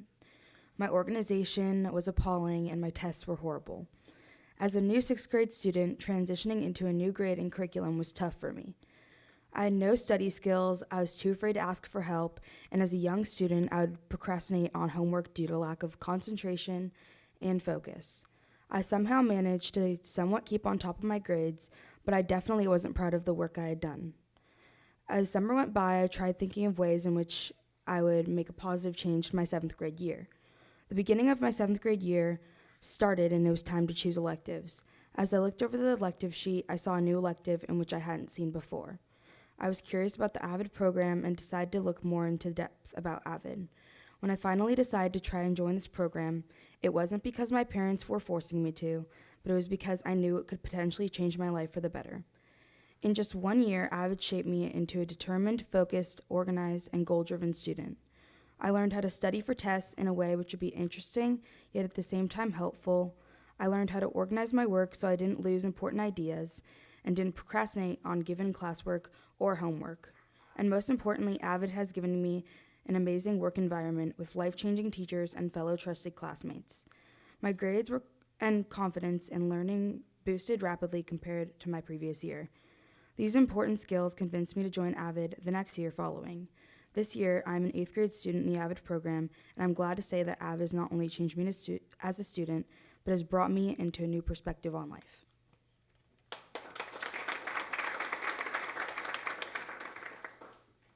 Thank you all for sharing. I just want to add that Nina is going to be attending Novato High next year in our advanced dance program with MSA. So she actually doesn't have room in her schedule for AVID, but we're coming up with a plan where she's going to still check in with the Avid teacher or myself. And Sawyer is headed to University of Nevada, Reno, and Daisy is headed to Sac State. So they didn't brag about that, so I wanted to brag for them. So thank you for letting us celebrate with you. Well, I'm going to leave with an invitation. One of the things that was handed out to you is an invitation. As board members and trustees, you are all invited to attend. We have our summer institutes every summer. When you all get to go home and relax over the summer, that's when we kick in and train all the teachers. And so we have a one-day district leadership event for fine folks like yourself that are extremely busy but want to know what is this Avid thing and how can I leverage it to utilize and get to my college and career readiness goals. And so this one-day district leadership event is free for you all to come, and there's one just up the road in Sacramento. However, you are welcome to come to any of the 14 that are being held around the country. So if you are interested, please do reach out. My contact information is right here. I would love to host you, and also I'll be here. So as you guys move forward with your graduate profile, with your 6 Cs, we will continue to be a partner in college and career readiness. So thank you. It's been a true pleasure. Well done. Thank you. Yeah, we do have questions, so stay, both of you can stay. Okay. Thank you very much for your presentation. It was done very well. We appreciate it. And having the students here just makes it even better, so we appreciate that. Trustee questions, comments, anybody? Trustee Mack and then Trustee Cooper. Jen, thank you. Incredible stuff. I think all of us are missing up a little bit. I mean, we already got, anyway, it was good stories. Thank you guys. You dropped my jaws 2 years ago and took me to Napa to see this program. Yes. And that's when I had a major eye-opener. I knew Avid was cool, but I didn't know how cool it was. And this is an incredible program that we have to just push. And I think I've asked you this question before, but I'll ask it more in a public manner. How do we, well, one, how do students get into Avid? Do they basically are self-directed, or are they recruited, or both? Yes, all of the above. Okay. So I think, Nina, did you say that you kind of self-selected into Avid? We also, as teachers, we will recommend students. Right. We ask the kids to find friends like them that they think could benefit from the program. We have teachers recommend, we have parents recommend, we have former teachers emailing us, how about this kid for Avid? So they have to want to be there, and they have to show that eye in the individual determination, and that's really what can keep them in or out, is their failure to have that individual determination. Like if their external locus of control is a little bit too overpowering for them. Got it. That's one of the issues, that we really need them to take some ownership, and we want them to be there. If they're forced to be there, it's not a good fit. Got it. Yeah, I hear you. And the other question I would ask is, do you sense that there's a population that we're still not quite reaching yet that we could pull in? Or is it really more governed by the eye? How much time do we have? Okay. No. So I believe that we should go Avid school-wide, and I think we can hit everybody One way or another. one way or another by having all of our teachers trained using Avid strategies, which I believe are the best practices, which a lot of our teachers are, but creating common language around reading and writing, Right. using the Avid kind of strategies. I believe we can hit all students, whether they're AP students or our kids in special ed. In fact, Kelly and I met last week to talk about Avid and using some of the strategies and seeing if that we could help our kids in special ed with the Avid strategies. We just had some kids in resource apply for Avid, and their resource teachers aren't quite ready to launch them yet, and so they have to stay in resource. So we can't put them into Avid. So if we could figure out a way to hit more students, that would be great.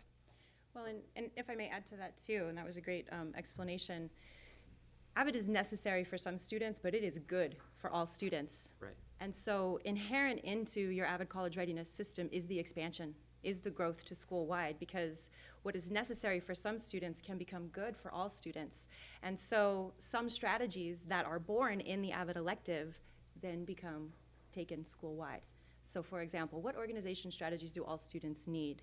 what focused note-taking strategies do all students need? And those things then can expand out school-wide, and then you start getting AVID representation across all of your departments, in the English department, in the math department, in the science department. And so these strategies that have benefited students for decades in the AVID elective are now expanding school-wide. And that's what you see on your elementary campuses. There is no AVID elective on the AVID campus, elementary campus. Everyone is in AVID. And so you now have, and they're coming, get ready, a whole cohort of students that are now getting these college prep skills from now 5th grade and 3rd grade and 4th grade, and they're coming. And we need to be ready for them because they're gonna be needing, the scaffolding has been built, they're ready. So our expectations also will be ready, and inherent into that is taking it school-wide. Right. And one closing point I'll just make. This is the kind of the second issue I've heard in 2 board meetings where we really need to look at the limitation of a single elective in middle school, how, you know, it really limits kids. I mean, having to choose between AVID and music or SPED and AVID or foreign language, I mean, we need to give them 2 choices. I don't know how I know we can't afford it, but we need to look at it hard and find a way to expand that. So anyway. Thank Trustee Cooper? Thanks, Jen. Thanks for coming, and thank you to all the students. I think I've always been a supporter of AVID, and I love this program, and I wish, I can't wait till we do expand it. Hopefully we do. I'm happy to hear that it's migrating down to the elementary level. We've tracked for 2 years in the following post-secondary? We Is that use right? the National Clearinghouse data. Right. And so we've tracked since our first graduating class. There was a glitch in 2012 or 2013. In the whole National Yeah, Clearinghouse. they lost the data for that year. Oh, So we don't convenient. have that. I have no idea how, but they lost data for a year. So we're tracking, and actually some of the students in my very first AVID graduating class, which was our second group of graduates, because San Marin had a small student, I think 5 students graduate first. One of them is at Berkeley now, and she's in her second year at Berkeley in the fall. And she has persisted. She's been going to school and working full-time at Starbucks. What a great story. And you remember her, Larkin. I was actually going to ask her to come in. course. So she's at Berkeley. And I have another former AVID student that he gave up school, and now he's going back. Nice. So, and that was from that 2012 graduating class. Thank you for sharing that. And I do remember Larkin. You talked about sharing data with Novato Unified, and what can we do, or can you talk a little bit more about that and what that entails? And Yeah, so the Coaching and Certification Instrument, our CCI, is actually filled out and completed every year by every single one of your AVID sites. Those reports are available. The data is available. That's some of the data that we shared with you this evening.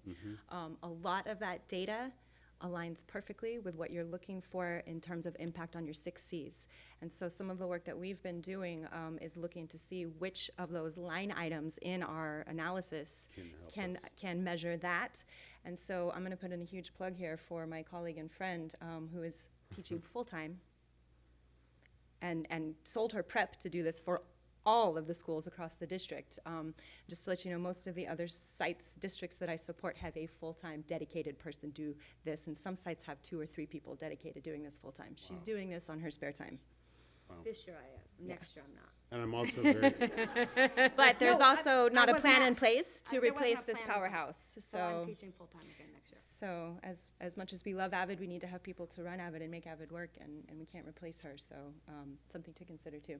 Okay. That was my plug. And for I'm her. also very surprised, another side note, just a side note, that I'm really surprised that only 4 districts in Marin are using AVID strategies. The TAM district just implemented, so they're going to be starting their Finally. second year. TAM So is Redwood, moving and into Drake, year and they're moving 2, quick. and Ross Valley just joined. They're coming Oh, to Summer so, okay, Institute. great. Yep. And Yeah. then Great success. San Rafael and TL have it. I'm working on. Great. I'm working. I'm working Up on. to good work. Thank you. And I set her up with someone at College of Marin to talk about doing it at the college level as well, because AVID does have a. We're K-16. Yeah.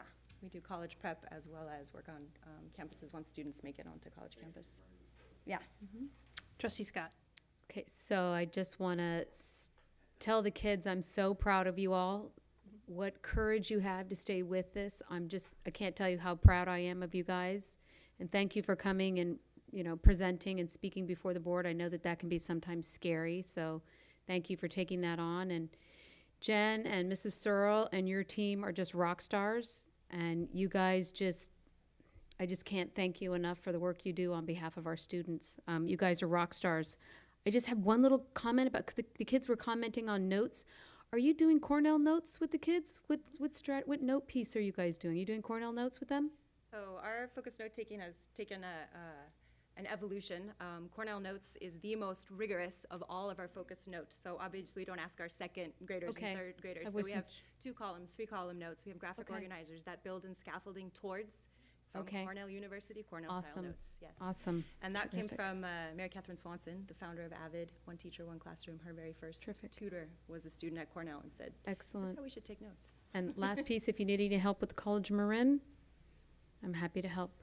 Okay. Ross and I both. I would also just, We can tomorrow, reach out. if you happen to be at Linwood, San Jose, we have the schedule. Our seniors from Novato High, and I don't know when San Marin seniors are doing it, but they're doing their college walk. They'll be in their college regalia, and they're going to walk the campuses, their former haunts. Yeah, I've seen that online. That is so amazing.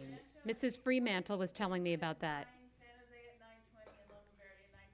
Can you email that? It is a tight schedule. Can you Yes, we'll can email you email it. that to the trustees? Thank you. All right. Thank you. Anybody else? Can somebody speak to the funding, the LCAP supplemental? What is that actually, the $365,000 that we put in this? What does that speak to? So part of the LCAP under supplemental funds is that's mainly to fund the FTE, the sections that we have at our middle school and high schools. So the majority of that is all on staffing. There's also a piece of it that's for the contract, and that's in a consent for tonight as well. When we pulled that, okay. We do want to take this opportunity to celebrate our students and teachers with a quick picture, if that's okay. Yeah, I do. I have one more question. Oh, okay. This is an important presentation. So what is holding us back from moving this forward school-wide? I have to ask the question, and we need an honest answer. I don't know. Okay. I don't know. All right. I don't have an answer. There are many things, as you said, that work within our graduate profile. Everything is gelling. As you said, everything is there. My personal opinion is just keeping it in the forefront and remembering that it's there and that it's the vehicle that we can use and the plate that we can use to house it. And I just think as we have different chefs in our kitchen, everybody's got kind of what they like to focus on. And so I try to speak loud enough to make AVID in the forefront. But, I worry that it's not in our professional development plan for next year. That's a concern. Yeah. Yeah. So, I don't know. I think many of the things you spoke to are many of the things that our students are looking for. Yes. That personal touch, that connection, family, some sort of structure. Even a student that has their parents' support, they still need all those things that you mentioned. So, yeah. I see Matt back there, and Matt, unfortunately, every time you come to a meeting, we try to. Okay, so I think I'm going to speak this one trustee that we need to do some work in broadening the AVID strategies and doing a little bit more. I'm happy to help. And if I may, I think it's a good problem because what I've observed in my years working with AVID is that when it's going really well, people don't worry about it. Right? You put out the fires that are in front of you. And AVID, as you can see, is always a huge highlight. And people go, oh, I don't need to worry about that. That's doing great. But they forget the power that it has to actually harness and get everybody in that wind of that sail. And so that, like I said before, it's not something else on your plate. It's the plate itself. Jen, you're doing such a good job. We just ignore it. We just, she's doing a great job. We don't realize the impact that you're having. Yeah. Okay. So anybody else? So, All right. Okay. So thank you again, Jen. And come on up, students, please, and teachers. Mrs. Searle, Tina, just Superintendent Hugelboom, if you could join, please. We're going to put this on our social media, our website. Oh, yeah, please do. You got to get in there, too. You want to go ahead? Yeah, come on.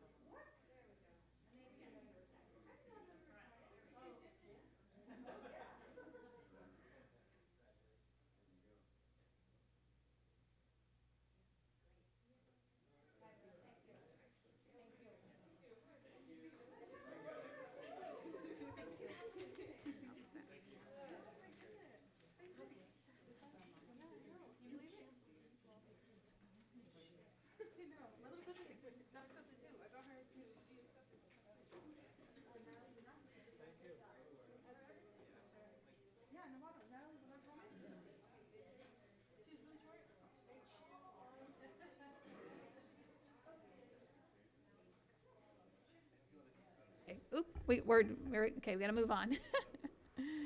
Our next reporters are high school athletic directors and doing their year-end report to the board. So last year, we had just made our athletic directors full-time, and that was a recommendation from our Novato High Sports Athletic Task Force. And I think that that was a great investment by the board because it's really paid off. It takes a lot of coordination and effort and feedback with coaching and organizing everything, the parent involvement and all that. So I think a lot of the success you see is attributable to our athletic directors. It's also the principals and the assistant principals spend hours and hours and hours going to all the games and all that. But Michelle and Dennis have done a terrific job at each of the schools. So I want to thank you guys. I don't recommend their nice clothes tonight, but it's nice to see them. Who's going first? Okay, Michelle, come on up.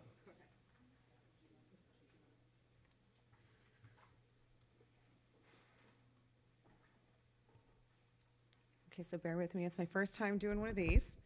So my name is Michelle Sander. I'm the athletic director at Novato High School. And you guys kind of didn't realize what you're asking. I'm a chemist by training, and so spreadsheets and tables are my go-to. I got a lot of numbers to throw at you tonight, and I'm just going to hit on like the big topics and let you kind of digest the numbers at your leisure. Mine might be a little bit different because Greg Pfister, bless his heart, helped me out to get some of the fall data before I was hired. So I'm putting it in this, and Sally and I will email that to you so you have that copy as well.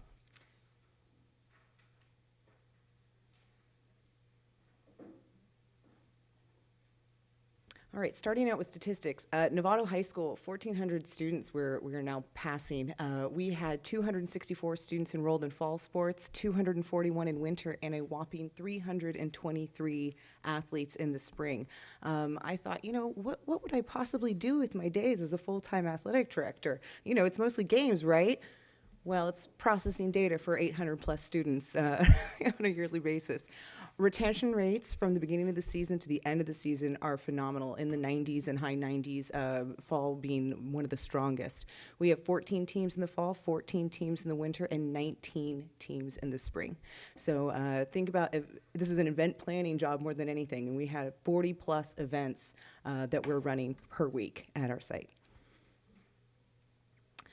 Looking at some of the GPAs, we have some incomplete but good data for the varsity in terms of GPAs for the fall. One thing I want to point out to you is in the final column it says awards. There's an item called the Scholastic Team.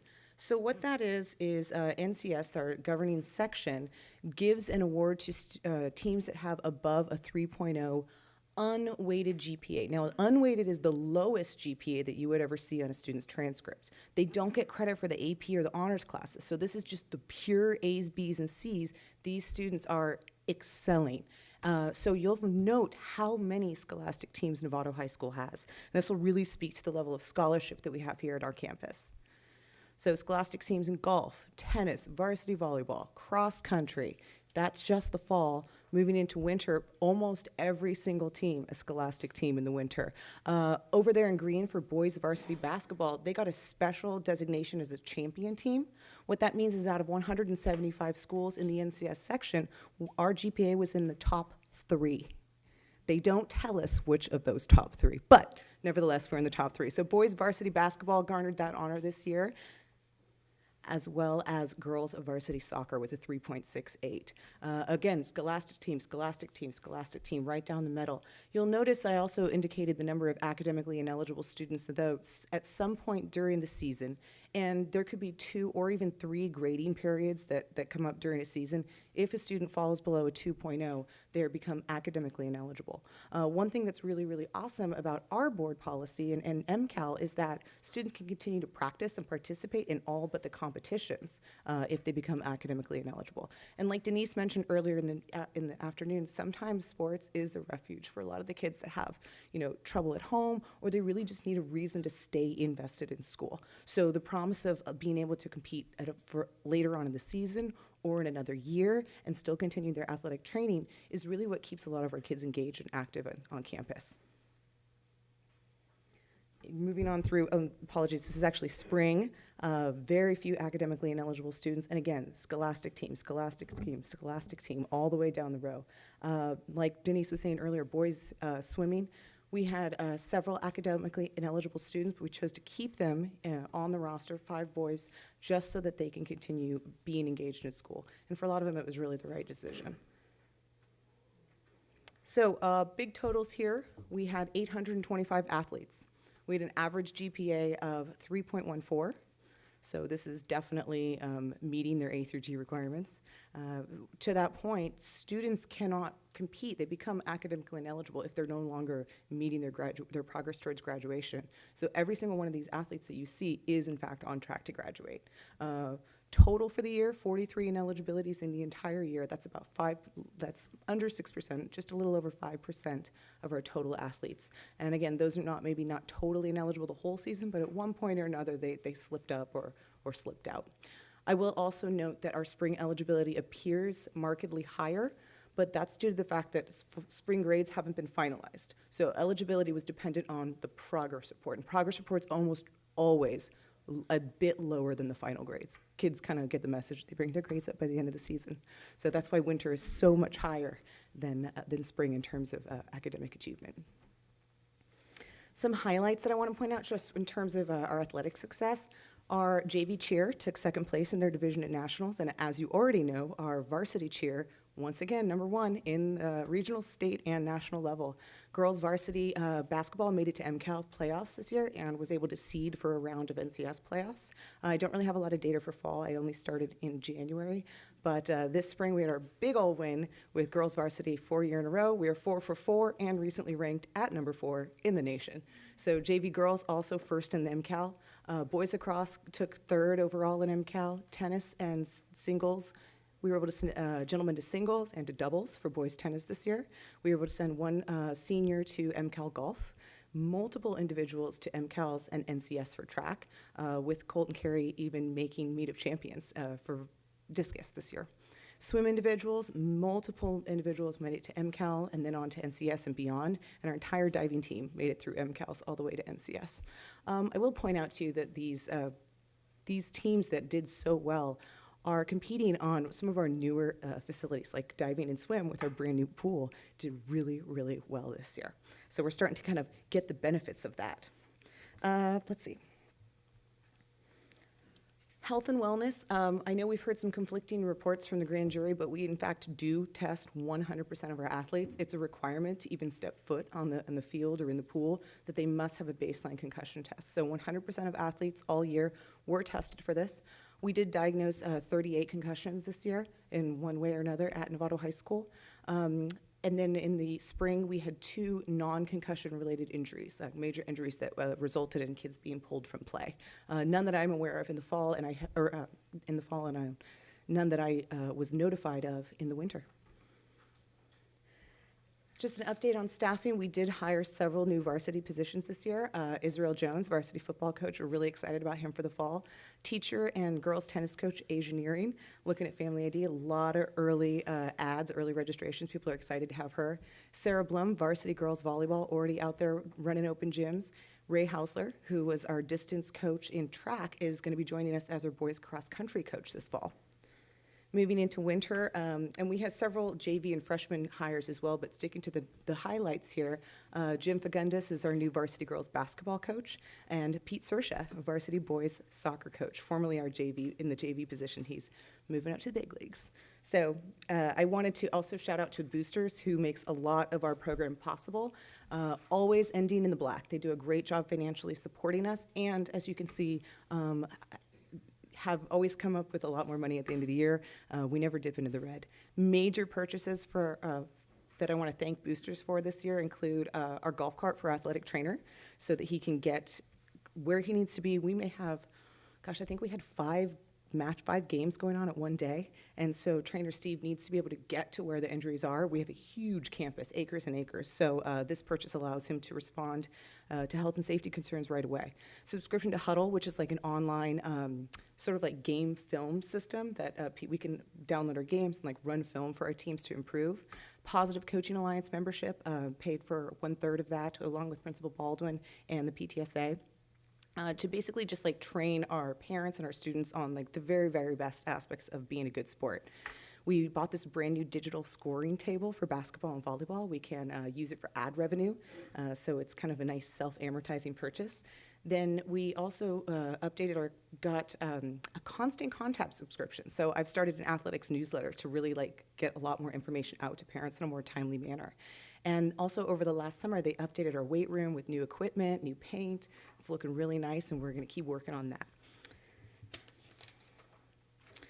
So looking ahead for my goals for next year, I've started on this, but really, really want to improve collecting more data, collecting more records, and tracking that data so I can actually start to discover trends over time. Consistent and thorough evaluation of my coaches, that's both equitable and informative. I've already started by getting parent and student surveys of the coaches, beginning in the winter season and then into the spring season. That's been really helpful. Streamlining communication with parents, thanks to boosters, I'm able to do a lot more of that with this newsletter. And then for next year, I'm going to start taking an inventory and making sure all of our equipment is accounted for, stored properly, and maintained. And keep working on facilities improvements and upgrades with help the board, with the boosters, and with the bond measure. Increasing publicity to the local press, Marin IJ, to the district, to letting you, the board, know what's going on. Putting things, updating our websites, which if you'll take a look are starting to become a lot more fresher and up to date in the fall seasons. And on campus, just so that students are aware of what's going on and families understand what it takes to become an athlete at Novato High School. Finally, increasing access to practice facilities by adding and improving practice spaces through our bond funds. My major goal for the next year. And I just want to say, don't let our scholastic achievements diminish the need for a safe and equitable playing space, because that's going to be my big push for next year. So that is the state of Novato High athletics. Questions for Novato? Comments? Trustee Millerick. Thank you very much. So maybe some of these are will be applicable to San Marin too, or. Do you want to hear San Marin too? Does the board? Yeah, let's do that. Yeah, that seems like a better idea to me. We'll have Dennis come up and. Good evening, everyone. Thanks, Michelle. So I promise I'll be quick tonight. Last time I talked too long, so I appreciate you having me back again. So before I start, I just want to, the big focus of our school this year was community, and we kind of kept harping on that, and every time I had an opportunity to talk to parents or students, it was all about the community. This year, our school had the tragic loss of our teacher and a coach and athletic director, Craig Pitty. We had a tragic loss a few months later of a student and an athlete, multi-sport athlete at our school, Ben Phillips. And then just this past spring, we had the loss of a former student, probably one of the best athletes to come out of our school, a three-sport superstar, quarterback, point guard, shortstop, multiple NCS champions, and he was also a member of the sheriff department here in Marin, Ryan Zirkle. And so by losing people like that, it tested the strength of our community. And I just want to give just a shout out to our community. I know a lot of them aren't here tonight, but just how well everyone kind of held together, especially for the kids. There were some students who were coached by Ryan Zirkle on the baseball team and the basketball court. There were those same students were friends with Ben Phillips, and they were taught and coached by Craig Pitty. And so to ask 17 and 18-year-olds and 16-year-olds to go through that, that's a lot to ask someone to do. And they kind of held their heads up high through all of it, and with the support of the school and with the teachers and the administration, we were able to get through it. And now we're, 2 days away from wrapping this year up. And I just we talked a little bit about the baseball team, but it was kind of a fitting way to end our years. They've had so much hard things, and we had nine seniors on that baseball team. And so kind of just for athletic-wise, it was kind of a happy end to what was a hard season for everybody. So I'll go through this, but that was kind of our big thing, was just community. So that being said, our participation numbers are up here. Our total school enrollment is just about 1080, and we're looking forward to that number climbing next year, and I'll hit on this later, I think, that we have 329 freshmen coming next year, which is, it's huge for us. And we've been, for the last, I don't know how many years, we've been the smallest school in Marin County, not counting Tamales, the smallest public school in Marin County. And so we continue to compete at a high level athletically, both in the classroom and on the facilities, with the smallest enrollment of public schools. And that, again, that's because of our community and the support that they have. Our numbers of athletes, we had 528 students play sports. And then if we broke it up kind of by season, we had 303 in the fall, 189 in the spring, or 189 in the winter, 272 in the spring, so a total of 764. So you'll notice the discrepancy is some kids played multiple sports. We have some 2 or 3 student athletes. The average, our total GPA of all of our students was a 3.21, and again, that's unweighted. That doesn't take into account honors or AP classes, like Michelle said earlier. 42% of our students, that's of the 500 number, not the total 700, but were that NCS Scholar Athlete, which means they earned a 3.5 or higher at the grading period which they were assessed for their sport. We had 3 teams that were NCS Scholastic Championship teams. We had several teams. I didn't go team by team because I didn't want to go too long, like I did last time. So just the 3 big ones: girls volleyball with a 3.6, girls basketball a 3.61, and girls track a 3.71, and they were the number 1 team in their area of track for NCS. So that was quite outstanding. This year we had 18 students over all sports that used a probation waiver. All 18 were able to get back on track at some point during the school year. And so what that looked like was anytime a student went on a probation waiver, I called them into my office. I would talk to them about kind of choices that they've made.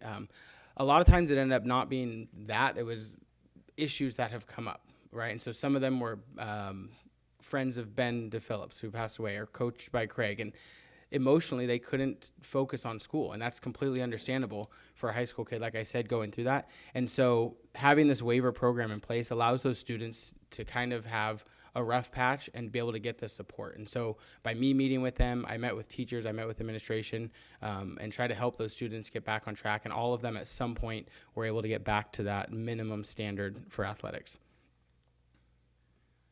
Couple team highlights. First, our volleyball team. I know we honored them earlier this year. They were the first school at San Marin, and this is our 50th year. The first time one of our teams has played for a state championship. That being said, not every sport offers a state championship, so it's not that other schools haven't been at that caliber. They just haven't been one of the ones that has that opportunity. So for the first time, we had that, and that's kind of shown through with participation.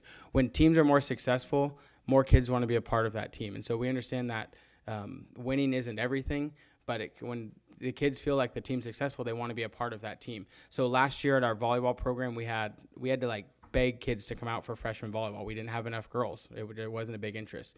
This year already, coming from the middle school, we've had over 40 freshman girls interested in playing volleyball at this school. And I believe it's directly related to Coach Mike Mann and the job that he's done leading this team. So that's awesome. Our softball team, kind of overlooked. Last year, they did win NCS. They were the NCS championship. This year, they lost in the quarterfinals. But at that point, when they lost, they were 23-0 following an undefeated MCAL season, and they were the MCAL tournament champions. And then baseball, when I wrote this last week, they were playing in the NCS championship game and going up against the number 2 seed from Camp Lindo, who was very good, and we beat them 8-0. And so it was a lot of fun to be there. Nice warm day. But it was great to see the kids, like I said, who've been through so much, to kind of have that happy day, and it was awesome. So some highlights individually. Shasta Parker was the MCAL Player of the Year for girls basketball. Nicole Gutierrez was the track and field, but on the field side, she was the field player or field athlete of the year for MCAL. She was a triple jump, and she went to the Meet of Champions down in Berkeley this year. And then Alexis Bishop was the softball player of the year, and Maddie Pappenhausen, the softball pitcher of the year. I also, just a couple years ago, started...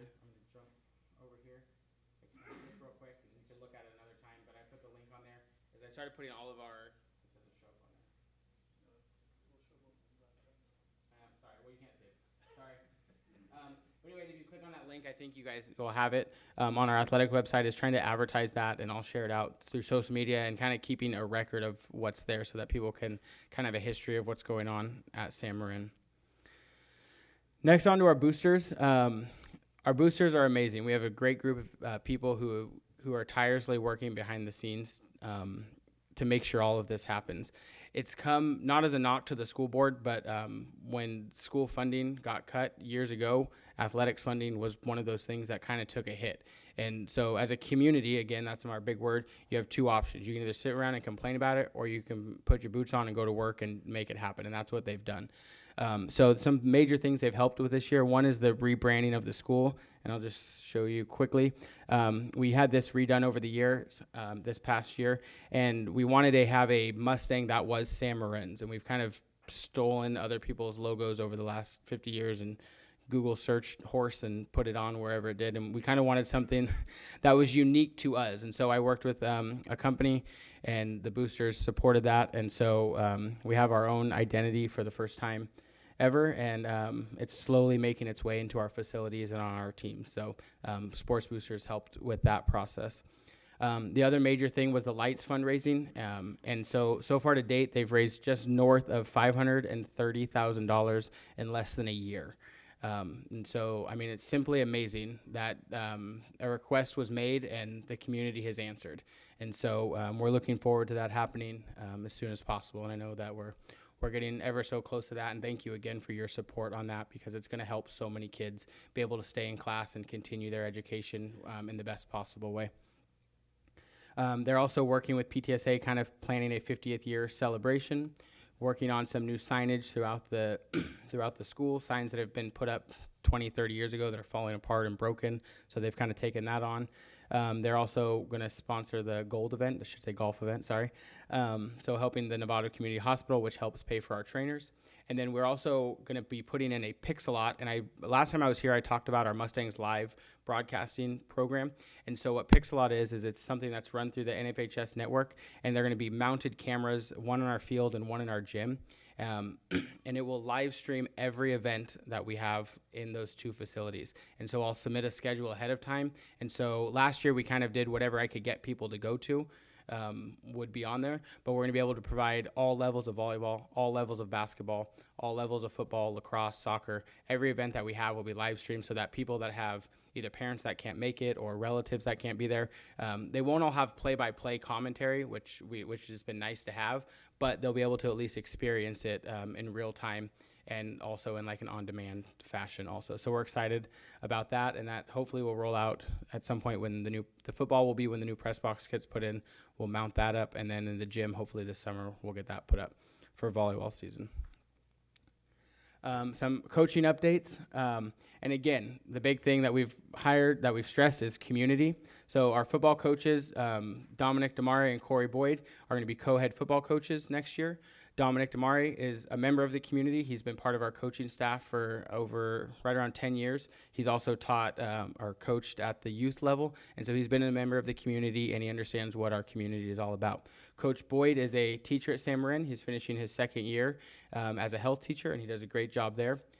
Tony Butler, again, a member of our community. He's also a teacher and an educator. He teaches at San Rafael High, but we're excited to have him on staff as our basketball coach, and he has 2 daughters that go to Novato schools, and so he's a part of our community also. Pat Fahey, also part of our community. He's an NUSD teacher at San Jose Middle School. He's also a San Marin grad. And then the one we just recently hired is Rob Duffield, who is our girls water polo coach. and he's also a member of the community. He has 2 students at San Marin, and he's excited to be a part. And then we just recently, yesterday, finalized that kind of an odd situation that Rod Crow, who's the water polo coach at Novato, is going to coach the boys at San Marin. We'll explain that another time. But again, it's a community member who saw a need within our community, and he stepped up to help the community.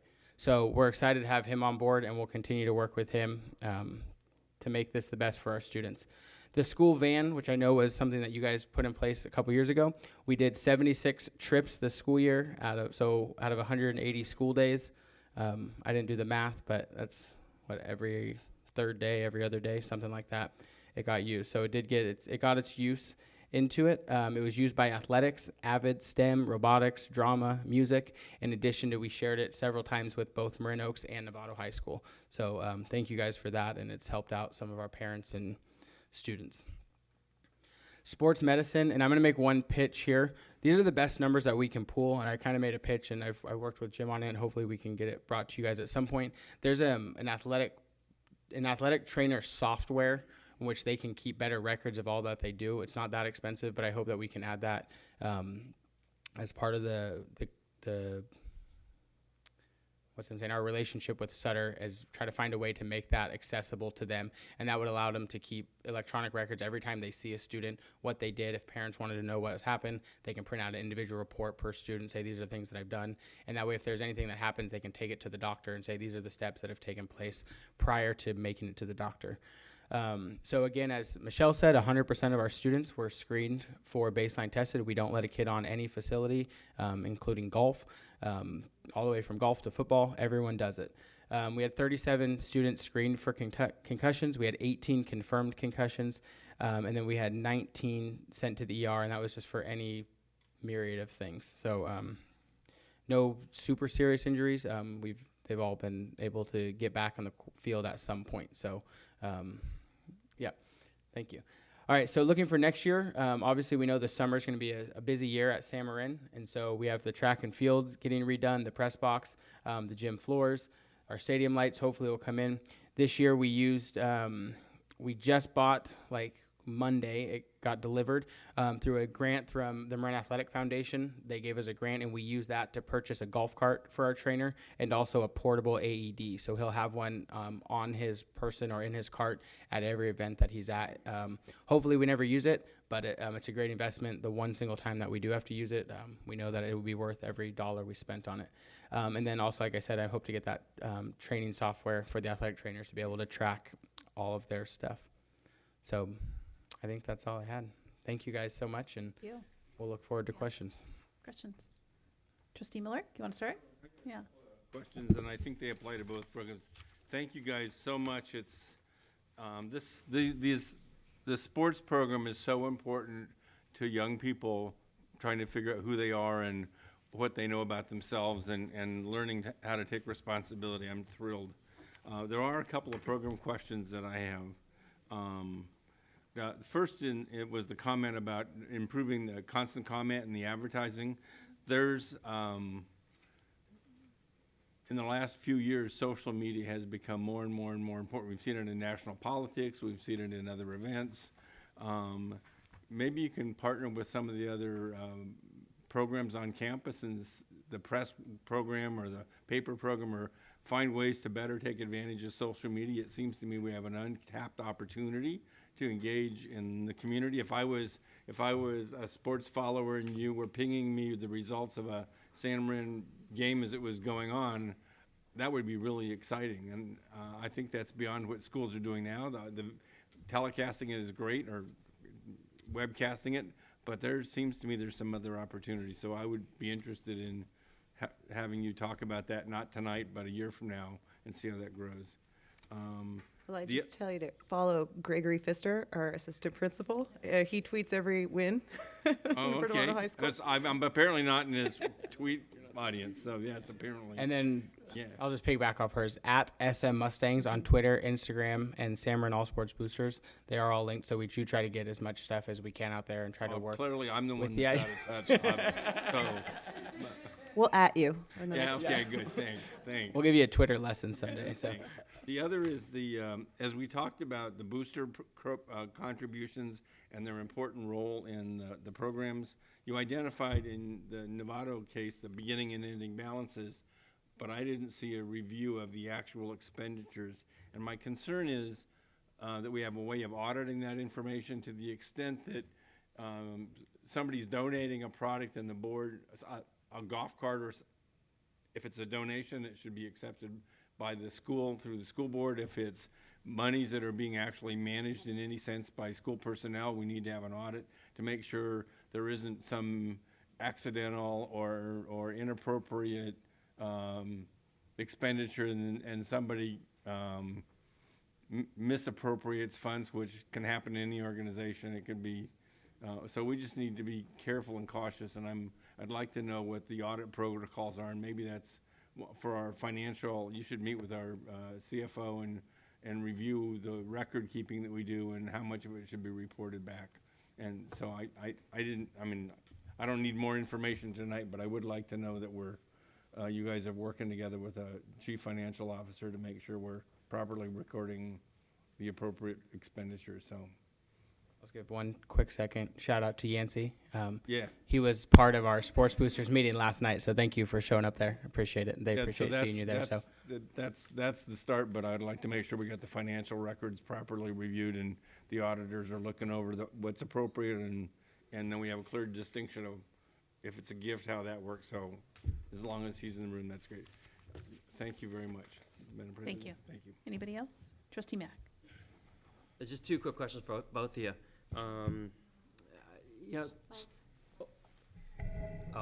Sorry. Because everybody's listening to you anyway, right now. Two quick questions. So our stipends, how would you characterize them, kind of percentage relative to what we see both in the county and in Sonoma, relative to other schools? Do you think we're low, we're high, we're in the middle? For our coaches? Yes. Our coaches' stipends. I would say for the most part, I think our on-campus coaches, because they're set at a different salary schedule, are very competitive and they're good. But we really need to make sure that we either try to even it up with off-campus coaches. And I know that there's a push, I guess, sometimes to make sure that you have an on-campus coach, and sometimes that's a great fit, but other times it's not. And sometimes the right person isn't a teacher. But the pay difference between the two is enormous. And so I would love to see the off-campus coaches be put with the same respect as the on-campus coaches. Okay, that's new to me. I didn't know that. So let's just quickly. So in a sport, say like lacrosse, we could have a varsity lacrosse coach. We have a varsity lacrosse coach who's a walk-on coach, and the JV lacrosse coach who's on campus makes more money than the varsity coach who's off campus. Okay. And so that's something worth looking at. That's interesting. Yeah, that is interesting. I think we need to look at that. Yeah. But I'll leave it to our agenda planners. Yes. I'll leave it to staff. And then the other question, and this goes back to when we had the task force, and Jim mentioned at the beginning, and obviously your roles were the big recommendation, but another recommendation that came out was to provide an admin support, like a 0.5 for each of you, one for the district, but to support both of you. I just want to hear your thoughts on that. I know you guys spent a lot of time, and I'm sure you're going to say yes, but maybe give me some reasons why you think that would be helpful. Yeah, you want to start it, right? Well, one of the challenges is that we're on a teacher's schedule. We're contractually teachers, so we're done on Friday, but our work isn't. Football is happening. Spring ball starts in Tuesday. The first day of sports is July 30th for football, August 6th for volleyball, and all other sports start August 13th before we're contractually obligated to come back to school. Now, we do good work, so we're going to make sure the work gets done. But if we had an administrative employee that was able to process paperwork, say, over the summer, that would alleviate some of the strain on us as, parents. Yeah, and I would say in regards to that, obviously it would be an immense help. And so we can do the job, and I think we've talked about this before, but if I have to spend 4 or 5 hours a day with emails and paperwork and stuff, I'm not with the students and with the coaches as much as I should be, right? And so having that taken off my plate would allow me to have more interaction with students, more interaction with coaches, attend more events, and those type of things. So can we do the job without it? Yeah. But is it being done the best that it can be? No. Anybody else? Nope. All right. Thank you so much. Appreciate it. We look forward to the next year's Thank you. report.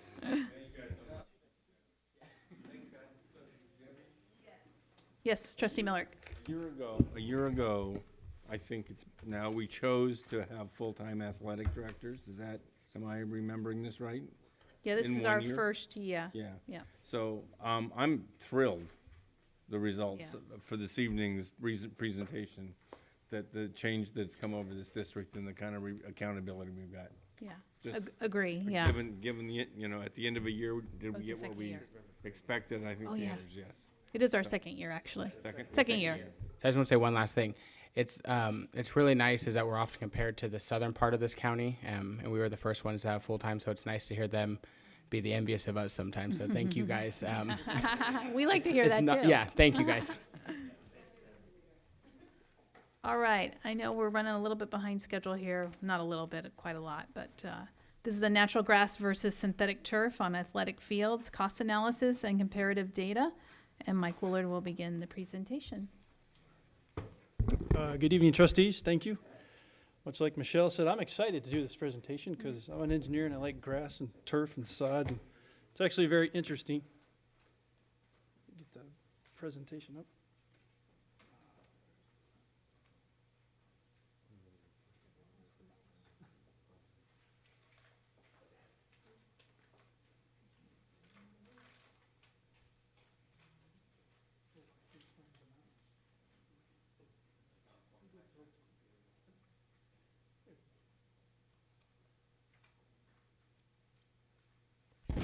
Sorry, couldn't find the mouse for a second.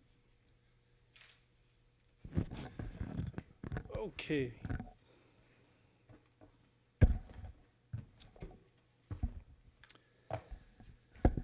Good evening again. Just, I know we're behind, so I will go through this, and hopefully everybody's had time to look at some of the data, and more than happy to answer questions and talk about it at the end.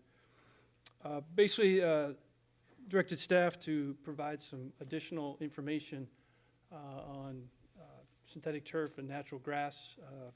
About a year ago, we presented the schematic design for the second practice athletic field at Novato High.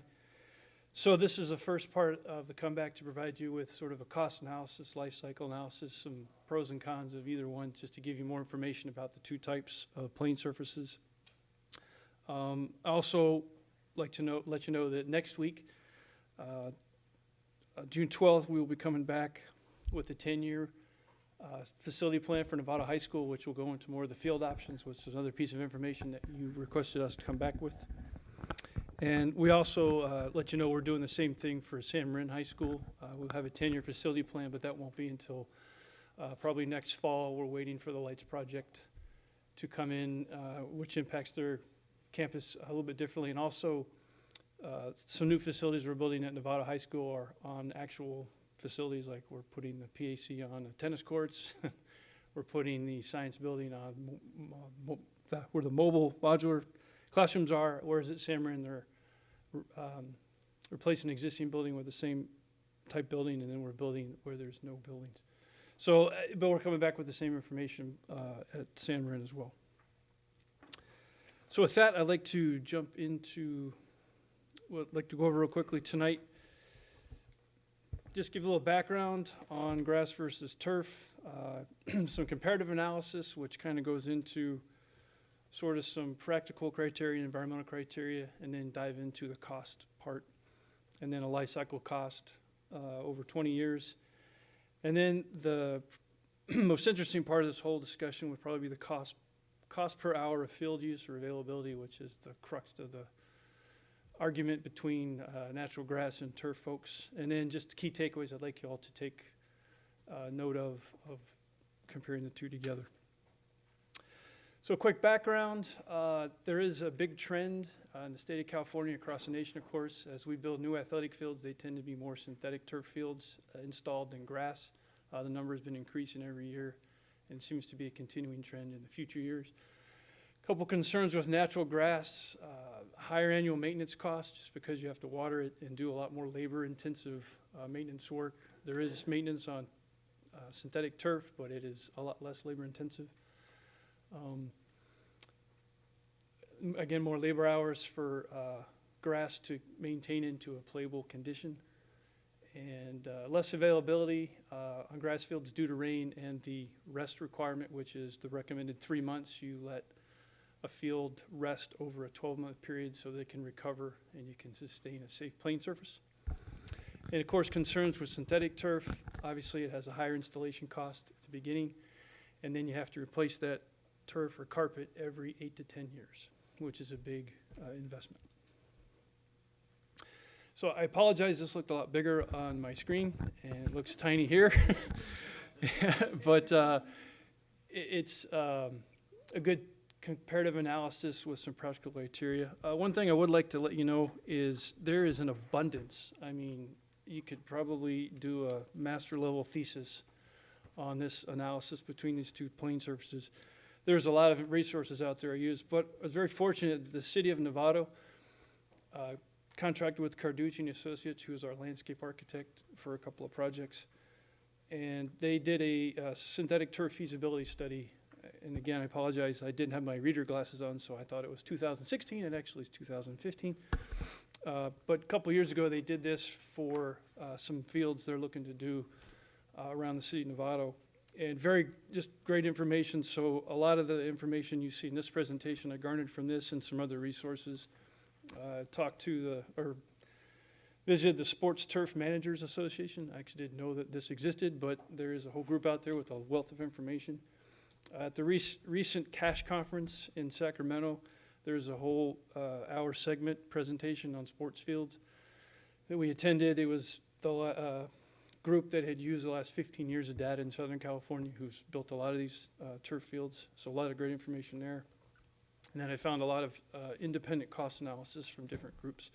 So wanted to let you know I used a wealth of information to get this. And before I get into the details, just to let you know that I could give you a 50-page spreadsheet on detailed cost analysis. And there's a range of cost for each particular surface. But what I'd like you to remember is the ratio between the two is relatively the same. So the numbers may go up and down, but they go up and down on both sides. But the fact is that ratio really stays pretty consistent. So, okay, on to the practical criteria. Again, I'm not going to go through this because I really can't see it from here. But a couple of highlights I want on the practical criteria. Big thing is durability. Grass field, it's not very durable. It requires a lot of maintenance to keep it durable and a lot of protected time off to keep it playable. Whereas a synthetic turf field is very durable. But then again, you have to replace the carpet every 10 years. Usefulness is, again, the crux of the debate between the two. There is a wide range of hours I found, but like for instance, this one is 700 hours. It's pretty consistent for grass. I've found anywhere from 1,000 to over 3,000 hours for the turf. So there is just a wide range of use depending on who you ask. And of course the cost. And I guess the management is something to note. When you build a synthetic turf field, the recommendation is you need to protect it, and it requires more protection. By that, I mean a security fence to keep people from doing things they shouldn't. For instance, somebody who wants to four-wheel on a grass field in the middle of the winter, you don't want them to do that on your $2 million turf field. And also the things you don't want to bring on a turf field: Coke, chewing gum, food products, grease, all those things kind of soak in and required to do more maintenance. So a little more rigid security is required on the turf field versus a grass field, or a grass field can accommodate more of those a little easier than the turf. And then getting on to some of the environmental criteria, just to give you a different aspect to look at it. I think a big thing to point out is kind of erosion, as we termed erosion and sediment control and stormwater kind of control. A synthetic turf field has a very robust drainage system, collects water, stormwater from a big rain event, collects it very quickly, drains it away, and filters it and disposes of it properly without overtaking the system. Whereas a grass field, even if you design a great sand layer and all kinds of drainage, grass itself, depending on the type of soil you have, can only accommodate so much water before it just sits there in puddles and ponds. So it can drain as best you can design it with the materials you have, but not as much as synthetic turf field. And then another big point is kind of the radiant heat. Obviously, our current turf fields we have at the high schools with the crumb rubber, I keep wanting to say crumb rubber, it absorbs heat and then radiates it back. And if you've been on our fields in the middle of a hot day, it could be 115 degrees out there on a 95-degree day. Whereas the grass field actually is cooler because it doesn't absorb the heat. It transfers it away through a lot of things. So that's a big concern. But we are using cork infill with these new fields, or the returf we're doing on the stadium fields, which is 15 degrees cooler than the crumb rubber. Sorry, one of those things. So that will help keep the field, those fields cooler right off the bat. And another thing which we'll talk about is water consumption. Obviously, grass fields, you got to water them to watch it grow, to cut it, to water it again. We do have, I don't know if y'all know this, but both our stadium fields at the high schools have a water system active. I know because I hit it putting in the lacrosse nets at Nevada High. And it was live and had a little water feature for a couple hours. But we have it, and it's for if it gets too hot in the field, the intent is you can use quick couple connects to hoses, and you can hose down the field to cool down the temperature. And to my knowledge, I've asked just about everybody who's been here. Ross, I don't even know if you've seen anybody do that at a sports event. So we have the capability. I think because of the climate we're in, we've just not had to use it. But down in Southern California, that's a big issue. They have to water their fake grass, but it's to keep it cool. But again, overall, you use a lot more water on a grass field than you do a turf field. So, okay, getting into the costs real quick. I just broke it down to a basic $1 per square foot. And then when I did a life cycle cost, I just chose a kind of traditional multi-field, 85,000 square foot field.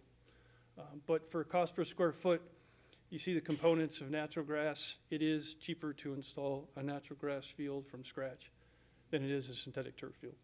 You still have to move around a lot of soil to get the levelness and drainage, install an irrigation system, and all the other things. But the numbers I used, and again used from the City of Nevada study, about $9 per square foot versus about $15 per square foot with synthetic turf.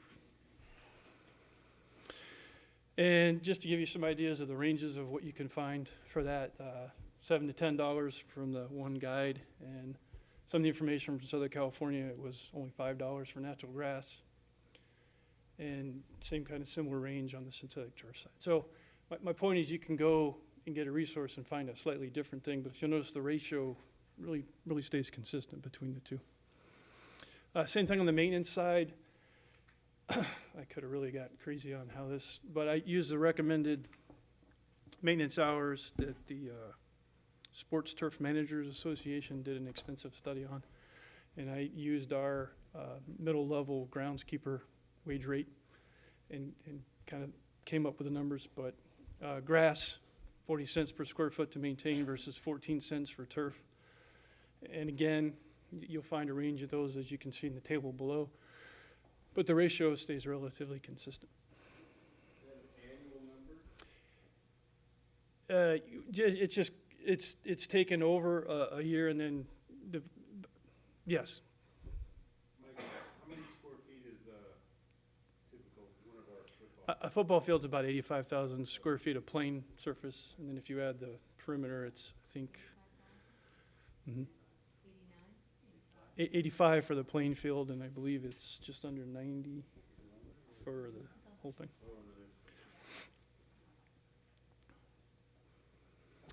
And then just to do a life cycle analysis, I picked 20 years because it would require a couple of returfs or resodding.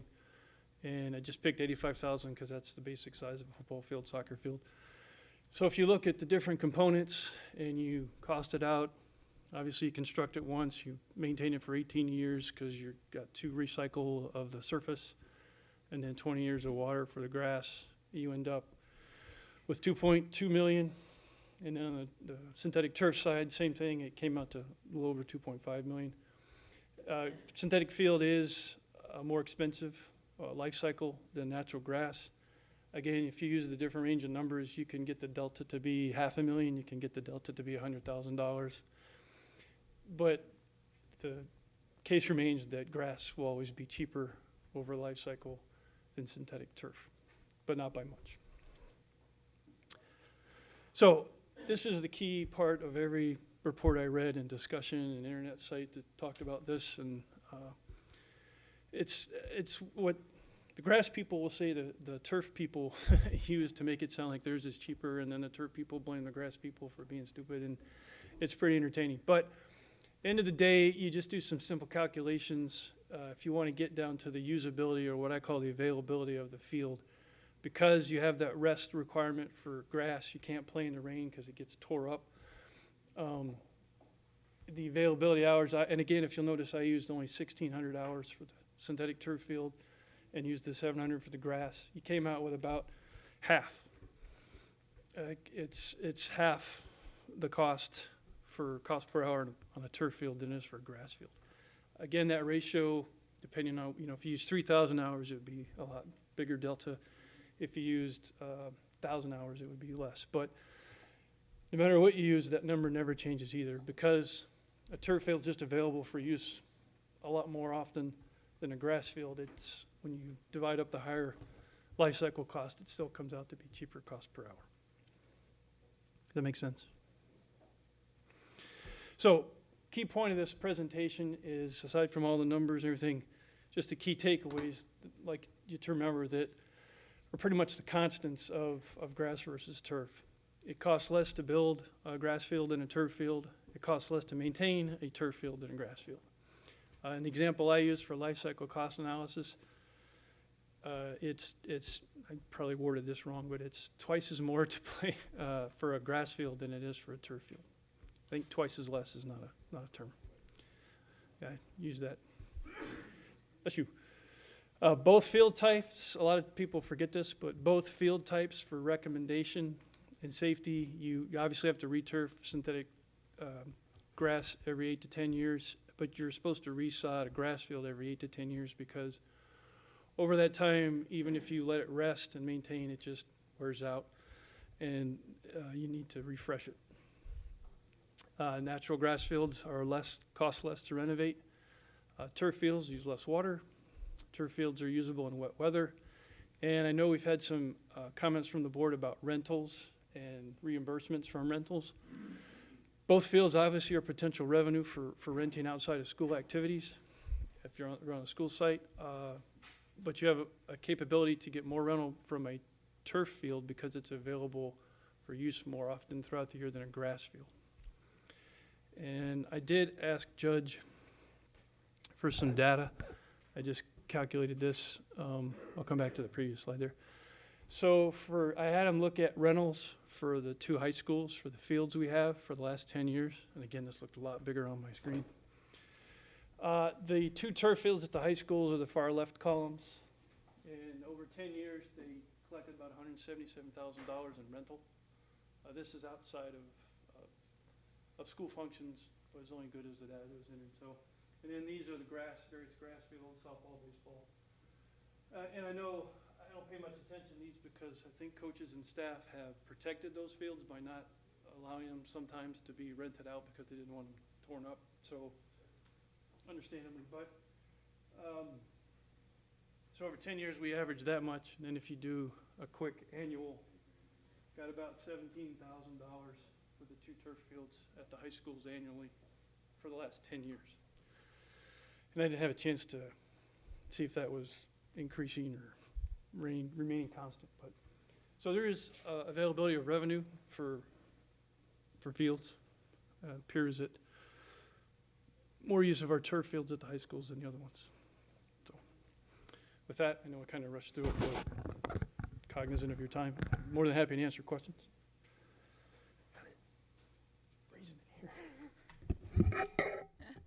Questions, Trustee Miller? Yes, so so this is really helpful, thank you. There's some things that I was noting as we walked through this that I think you didn't pick up, and I'm just gonna add them to your list of things to talk about. Sure. The first thing we didn't talk about is gophers. Yes, they're there.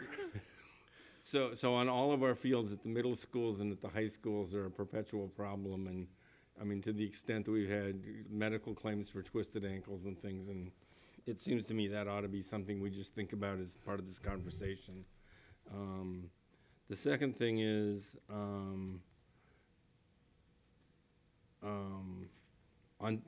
this is ancient history, but it happens regularly. 20 years ago or so was a particularly wet winter, and a bunch of people went out and played mud ball football on the stadium at San Marin, and basically the stadium was unusable for the next month because they had so destroyed the field that to make it recover was an issue. So in unregulated use on a dirt field is there's always a risk that you'll get catastrophic damage, which is what happened. It was they never got the kids or the adults or whoever it was. So I think we ought to think about, you know, the protection, that your issue of protection that was a case where it actually happened and there were significant consequences. The other thing is that we already have the grass fields, and as we look at this economic analysis and we compare one to the other, doing nothing means we still have fields today. Doing something means there's some capital expenditure. So that's something in your analysis, you weren't intending to provide that against existing conditions, but we already have one of the solutions in place, and we need to look at that.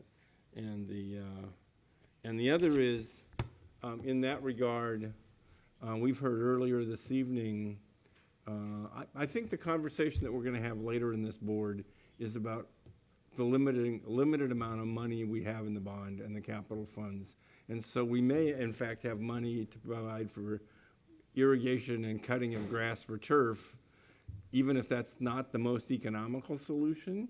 We may not have the capital money to actually provide what appears to be an improved turf field, because that money should have gone for air conditioning for an elementary school or some other purpose. I think the real conversation that those 7 of us are going to have in the next period of time is, what do we do with the scarce resource? What becomes first?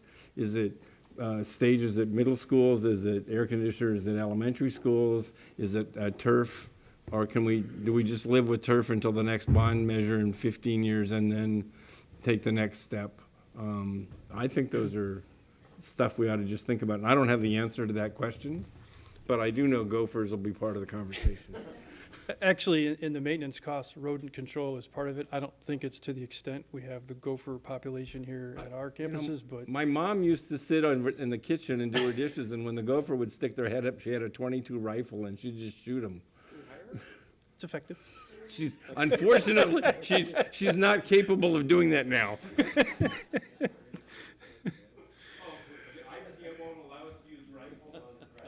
Okay, let's keep going. Trustee Aguila and then Trustee Mack, and then I have public comment. So one of the questions that I believe I've asked before, but since we're talking about it now again today, is safety. And one of the scenarios that could happens is that when this is what I've heard, and if you can explain it again. So if a child falls and there's the burning of the grass, can you talk about the difference between the Yes. natural grass versus the So, plastic grass? great So que- safety for me is Great question. the issue. Abrasions, synthetic turf does have more abrasion injuries, which is when you fall on plastic grass and you burn, it abrases your skin, whereas grass is not an abrasive material.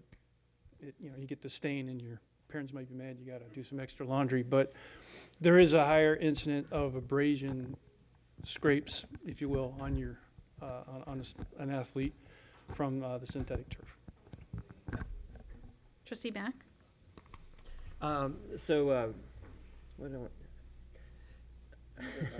Yeah, you just took the wind out of my sails. No, anyway, thank you for bringing it up. So yeah, but Derek did bring up integrated pest management. So even if we did have a sharpshooter who could take out every single gopher in this district, we're not allowed to. So one of our challenges that really can't be reflected in this is that we are handcuffed to not be able to do anything about the gophers. They pretty much can do whatever they want. I mean, unless we spend a lot of money every day having someone patrol all our fields and catch gophers and put them in the hills.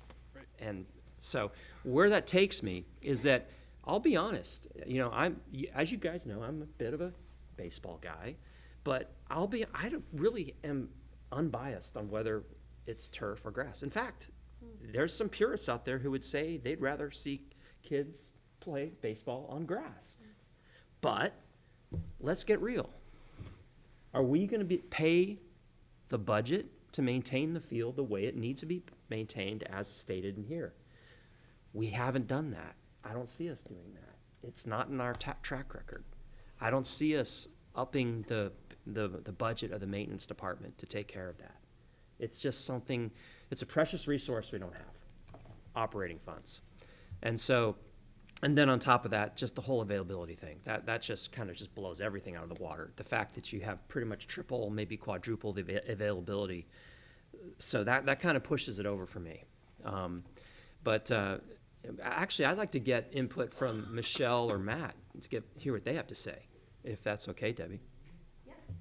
We can do that, sure. And then I want to get to our public comment.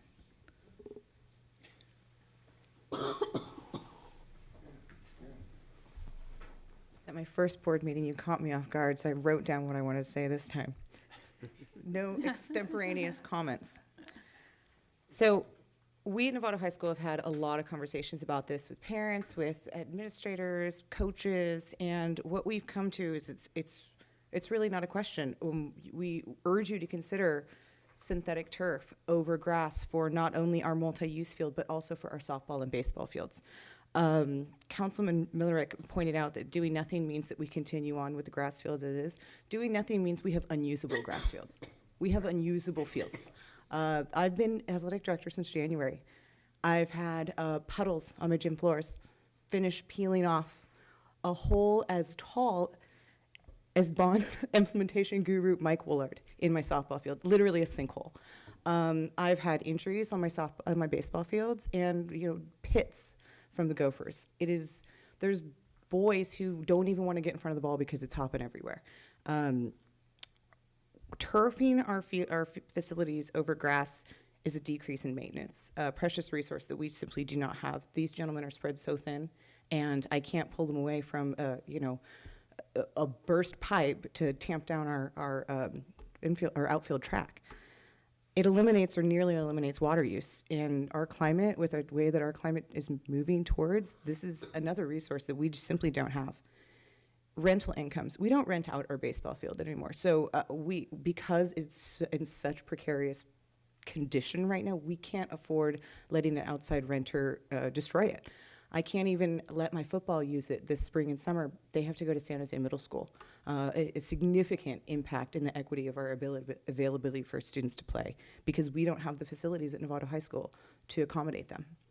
By turfing our fields and redoing our fields, we open up ourselves for corporate and business sponsorship. So again, these are all items that close that differential, that up to $300,000 gap between natural grass and turf. And I'd encourage you to look at the 20 and 30-year amortization of this investment because when you go to replace synthetic turf, you don't need to do the leveling and the drainage that you have to do in the first year. So it actually gets cheaper and cheaper the further and further you look out.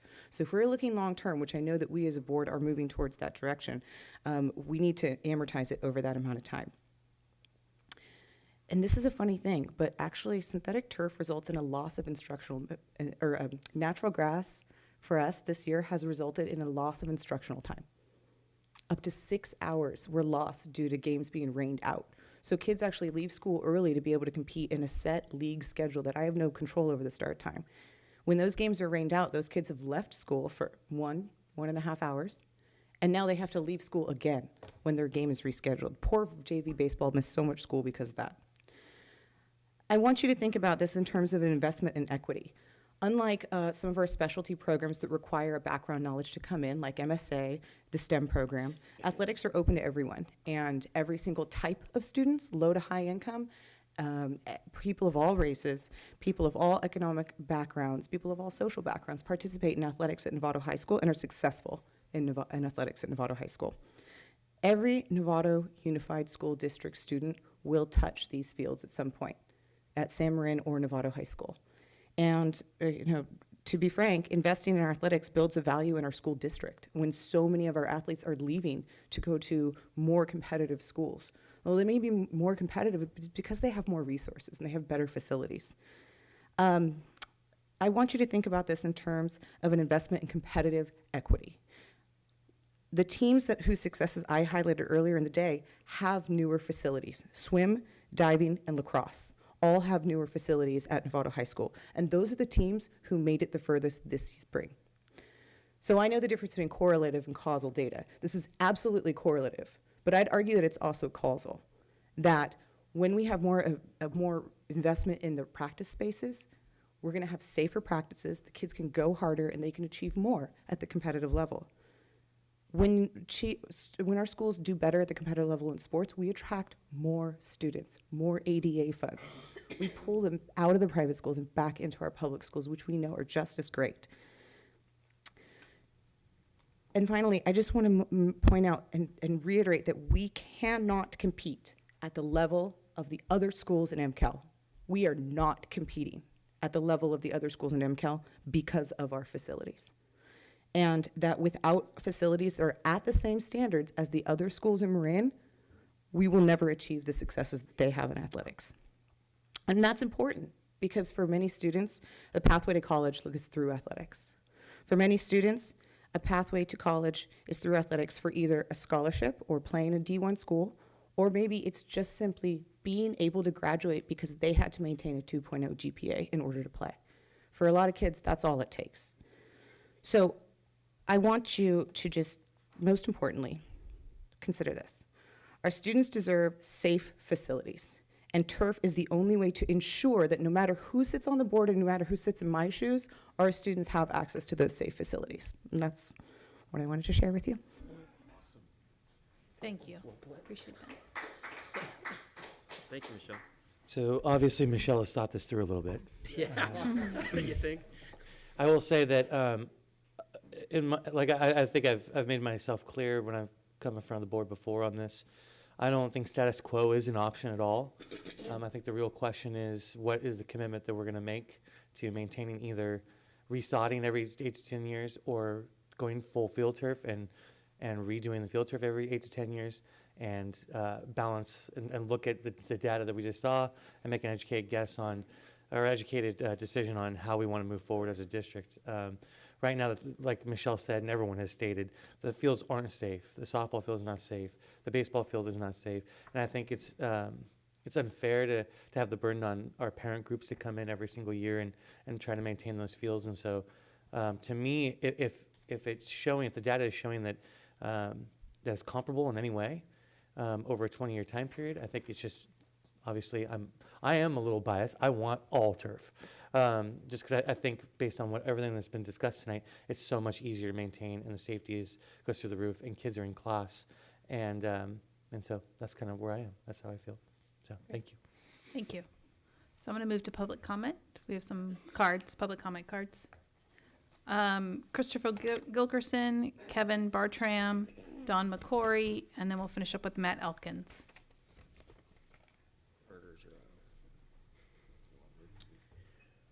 Hi, Christopher Gilkerson. I'm on the executive board of the Novato High School Sports Boosters Club, and just in reference to a topic earlier, Sports Boosters is a 501c3 nonprofit organization. We're incorporated under California law, so we follow all those requirements, but of course any assistance the administrative staff can provide to us on finances and things would be most welcome, but we are independent from the school district. this is great. I don't have to pile on so much. I think what Athletic Director Sanders said, what Matt said, are the things that we parents at Sports Boosters have been saying for quite a while. I want to thank Mike for the excellent data he compiled, which really, I think, makes an easy comparison between the two long term and thinking what's best for our student athletes. As you heard Denise McEntire talk about earlier this evening, athletics are really important, and the facilities really enhance the athletic experience, and having a top-notch facility like our swimming pool really helps the students, the coaches, and the school as a whole. And that's what we're looking for baseball and softball. Safety was a good question that was asked. Our baseball players play on turf fields, synthetic turf fields all over Marin County. I don't think we've had really any injuries to speak of. The abrasion injuries might be something to think about, but boy, I tell you, the safety of the grass turf fields is much, much more suspect. You know, I have a kid that plays baseball, and I worry about him out there in the outfield or in the infield. You all have walked the fields. It's just not safe. And as has been pointed out, doing nothing is absolutely not an option at all. One way or the other, we have to replace the current turf situation. And again, long term, it makes the most sense, as the comparison shows, to go with the synthetic turf. Last thing I'll point out is just the uncompensated effort, the heroic efforts that Coach McQuarrie and his staff and the parents and the players put into that field. It's unbelievable. No other sport requires that much effort by the athletes, which takes away from their practice time. It takes away from their study time. It takes away from what you would expect these kids to be doing, putting so much effort into the field. And as we've heard, the NUSD staff really can't be expected to do that either. So again, thank you for the outstanding data. I think it provides a really solid basis for the trustees to make an informed decision. And thank you for your time. Thank you. Kevin Bartram. Hi, everyone. Good to see everyone again. Thanks for considering this issue once more. I wrote some notes, but everything has been said so well tonight, and I think it's really been covered. But I just want to reiterate obviously the importance of it. You all know, but also to again bring forth the commitment that the community has. I think the energy is there. Matt started doing some things this year to galvanize the troops and just going out and engaging with the families as my son gets ready to start next year. So we've got 4 years ahead here still. You know, talking to people, feeling the energy, talking to parents. This is important. Of who have 2 kids playing baseball, who have one playing at Novato, and want the program to evolve, want things to get better so bad before their next kid comes, but are thinking about, you know, entertain thoughts of having their second kid go elsewhere. And it really all comes back to the facility. That's the core issue. So it is a real issue. It's something that we've seen and felt this year again. But I appreciate everybody considering what can be done here, and I'm confident that a good solution will be developed, and we'll be there to help support whatever comes out. So thanks again. Thank you. Don McCory.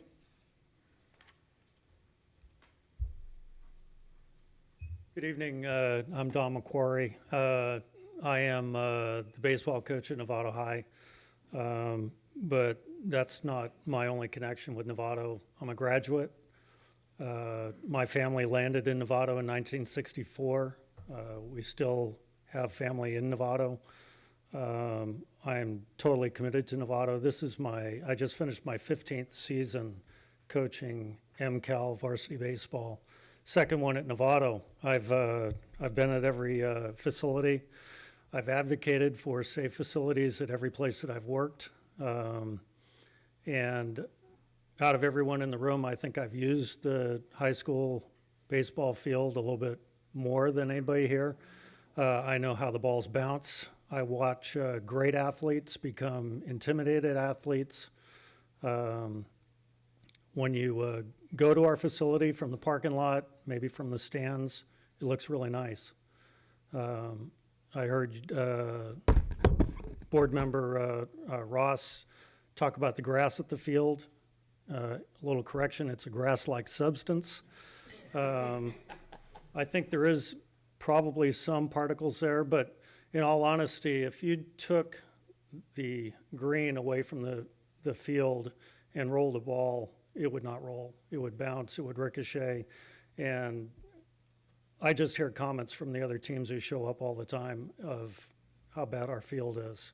I'm not here to beat up on the field, the board. I thank you all for your commitment, for doing what you do. Thanking Yancey's crew for what they do, the little resources they have for the entire district, the things that they have to do. It's amazing what they do. They've been very responsive for me for all my needs, so I'm very thankful for that. I'm just kind of a placeholder. I'm not the Novato baseball coach forever, but I'm committed to the kids. Athletics were really big for me growing up. And I know it's there's a lot of impressions that teachers and coaches have on kids. That's why I chose a career field that I had. And I recently was able to talk to one of my old teachers, and believe me, it's amazing that they're still alive. It was a while that I was at school, and told him how he inspired me in my career decision, and it was really important for me to do that. So again, I don't want to take up any more of your time, but I thank you for considering this really important issue. Thank you. Matt Elkins. Are you clapping for yourself? No.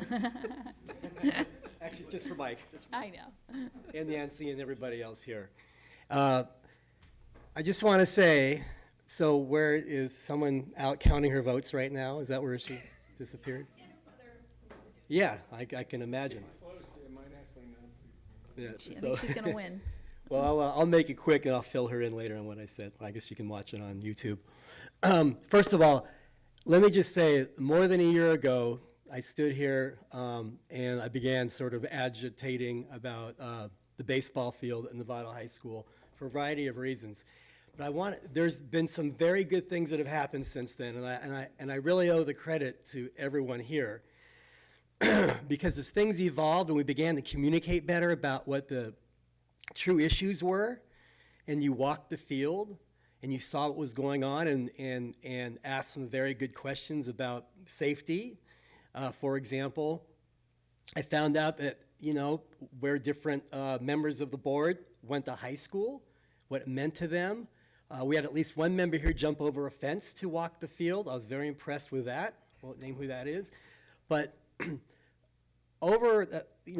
because of you and the ability to communicate with the parents and coach, the only reason we had a season at Novato High School was because, people sort of coalesced together, and Yancey and Mike and Mark Silva and Kyle, all, and along with the board, all got together and made the season happen. And that was because you saw what the issue was, and you provided a means to sustain one season for us.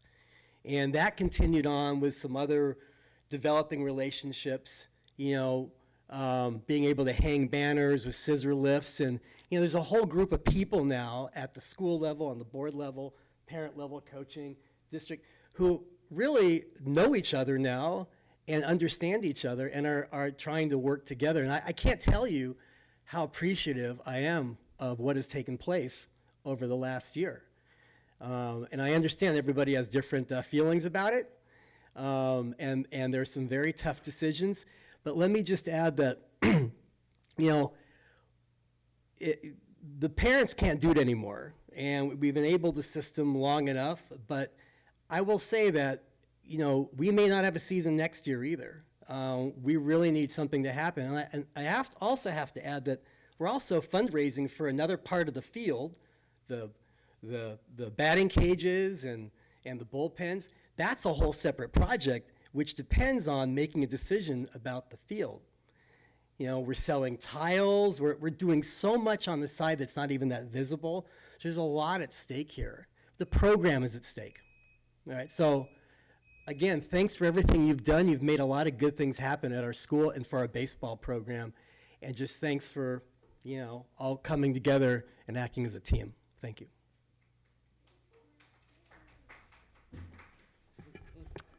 All right, bring it back to the board. Any questions or comments? Good stuff.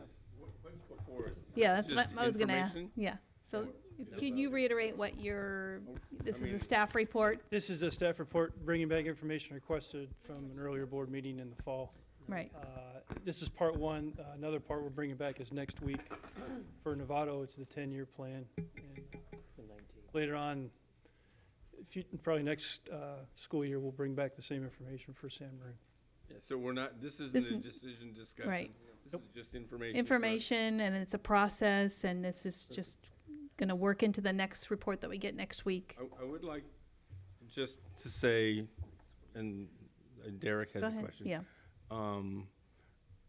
I hear us making plans for Novato, and Debbie, I shared this thought with you, I think, earlier today. I hear us writing plans to make, for a discussion about Novato High, and I hear the plans for San Marin are being, depending, there's some with the lights, or I don't know what the issue is, but they're being deferred until later. And then I heard earlier this evening, we have issues of air conditioning, and discussions about, and I don't know if it's a truthful fact or not, but in the last bond measure, money was moved out of the elementary school, target plans to high schools. I think we're gonna, by the time we're done with this bond measure, we're not gonna get everything that we want. And I wanna make sure that we as a board representing the entire community, look at the whole picture, and we have that picture as soon as possible. It concerns me when you say we won't have a plan for San Marin for another year. When I ask to say, let's look at the whole plan, I would, because I think we're gonna be making decisions about not being able to fund certain things. And when somebody says, well, we need an extra STEM building, or we need to add more turf than we initially planned, or we need a better performing arts center because the building is modifiable, every one of those is adding to the total cost, and we don't have more dollars. We're just gonna have to figure out how to do less. So I would like to make sure that we as a board have a plan to look over this whole, at one time before we start saying yes or no to any one of these issues. So I'd like to have us either in agenda planning or whenever, make sure staff is providing the information so we can make a community decision, so. I'm gonna have superintendent. Sure, and Yeah, so we've talked about that because you're exactly right, Ross. With increasing costs of just building materials and escalation of fees and things go up, there's not going to be enough money to do everything that's in the Measure G. So we will be bringing kind of an update to you about where we are. I think there was, phase one was what, tell me how much of the money was again, 105 or what was it? It was, just under 105 million. So that 105 million is not 105 million anymore. So what we will bring to the board is just to refresh your memory, here's the items that were in phase one. The bond implementation committee agreed on doing those first, but now what was 10 million might be 12 or whatever. So we'll bring to you, that 105 million now, if it goes forward is, I don't know what it is, 120. And then but then it's the trade-offs, right? So everything, that's fine. It's like there's projects, and some of them you kind of have to do them a certain way. You're not going to do them half-assed, so to speak. So then what's left that's not going to get done? So that's going to be, there are some things that aren't going to get done, and no one's going to like that. But the sooner we bring that to the fore, the better. And that does help you keep in mind that what gets spent today is not getting spent tomorrow, and it just leaves the bond implementation committee, which we're going to pull together again down the line. They're going to have some tough decisions to make, but the more that's spent and the less that's left, and that's harder and harder to do that. the point is, finally, it's not the bond implementation committee, it's 7 trustees representing the community that have to make that decision. And we need not the information to the bond committee, we need them to advise us and get that information here before the public. We're the ones that stood up and said, here's the scope, and we recommend the community pass the bond measure. We need to make sure we're accountable back to the community at that level. And it's going to be a tough conversation. I'm glad we're planning for it. Thank you. Okay, anything else from the board? Nope, all right. Oh, yeah, sorry, Derek. Well, I Trustee Nell. appreciate the conversation around the priorities of the bond, and I agree with what's said. I think I would add, it's important that what we do decide to do and do first, that we do it well. There's no sense in spreading things out a mile wide only to be an inch deep, and therefore subject to ruin and wreck and unusability and a problem 1 to 2 years down the road. So I approach all of the decisions we're going to be making from doing the best that we possibly can as we do it. And I also have an eye towards our operational side of the budget, where these are one-time capitalization funds. Anytime we can spend dollars on things, that'll save us operationally down the road. That'll give us the funds we need to power air conditioners at elementary schools, which we currently do not have in the budget. So if we want to have air conditioning in our elementary schools, we're going to have to run them. And in order to run them, we're going to have operating funds out of our general budget to do so. And in order to make our general operating budget more efficient, we're going to have to make these capital investment funds do as much work as possible. Tonight's presentation was essentially a comparison between natural grass, artificial turf. I think it goes without question that the artificial turf is the more efficient operational way to go. I think it solves a lot of problems as far as a use perspective. And I think ultimately, if we have to ask ourselves, the honest question is, would we really be able to spend the dollars out of our operational budget side, our maintenance funds, to do what would be necessary just to be comparative to synthetic first? If we went back and look at the last 13 years of the money we've spent on our grounds, the evidence is on Google Earth. All you have to do is look at our fields, and you can see that unfortunately the money we did spend has probably been wasted, and we certainly haven't been serving our students in our community.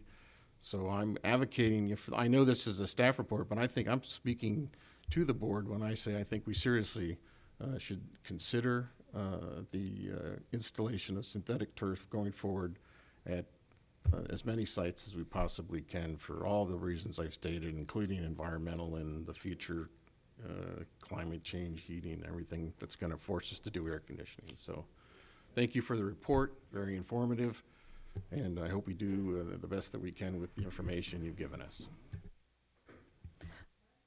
All right, we'll move on. Thank you for your comments. Thanks, Mike. Appreciate it very much. Good report. Thank you. I'll stay here. I know, you got the next one, but I want to, transition a little bit. Thanks for coming, you guys.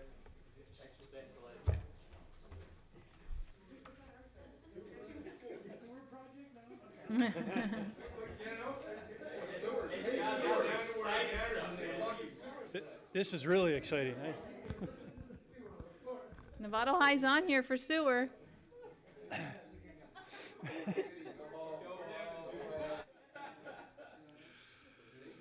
Oh, boy.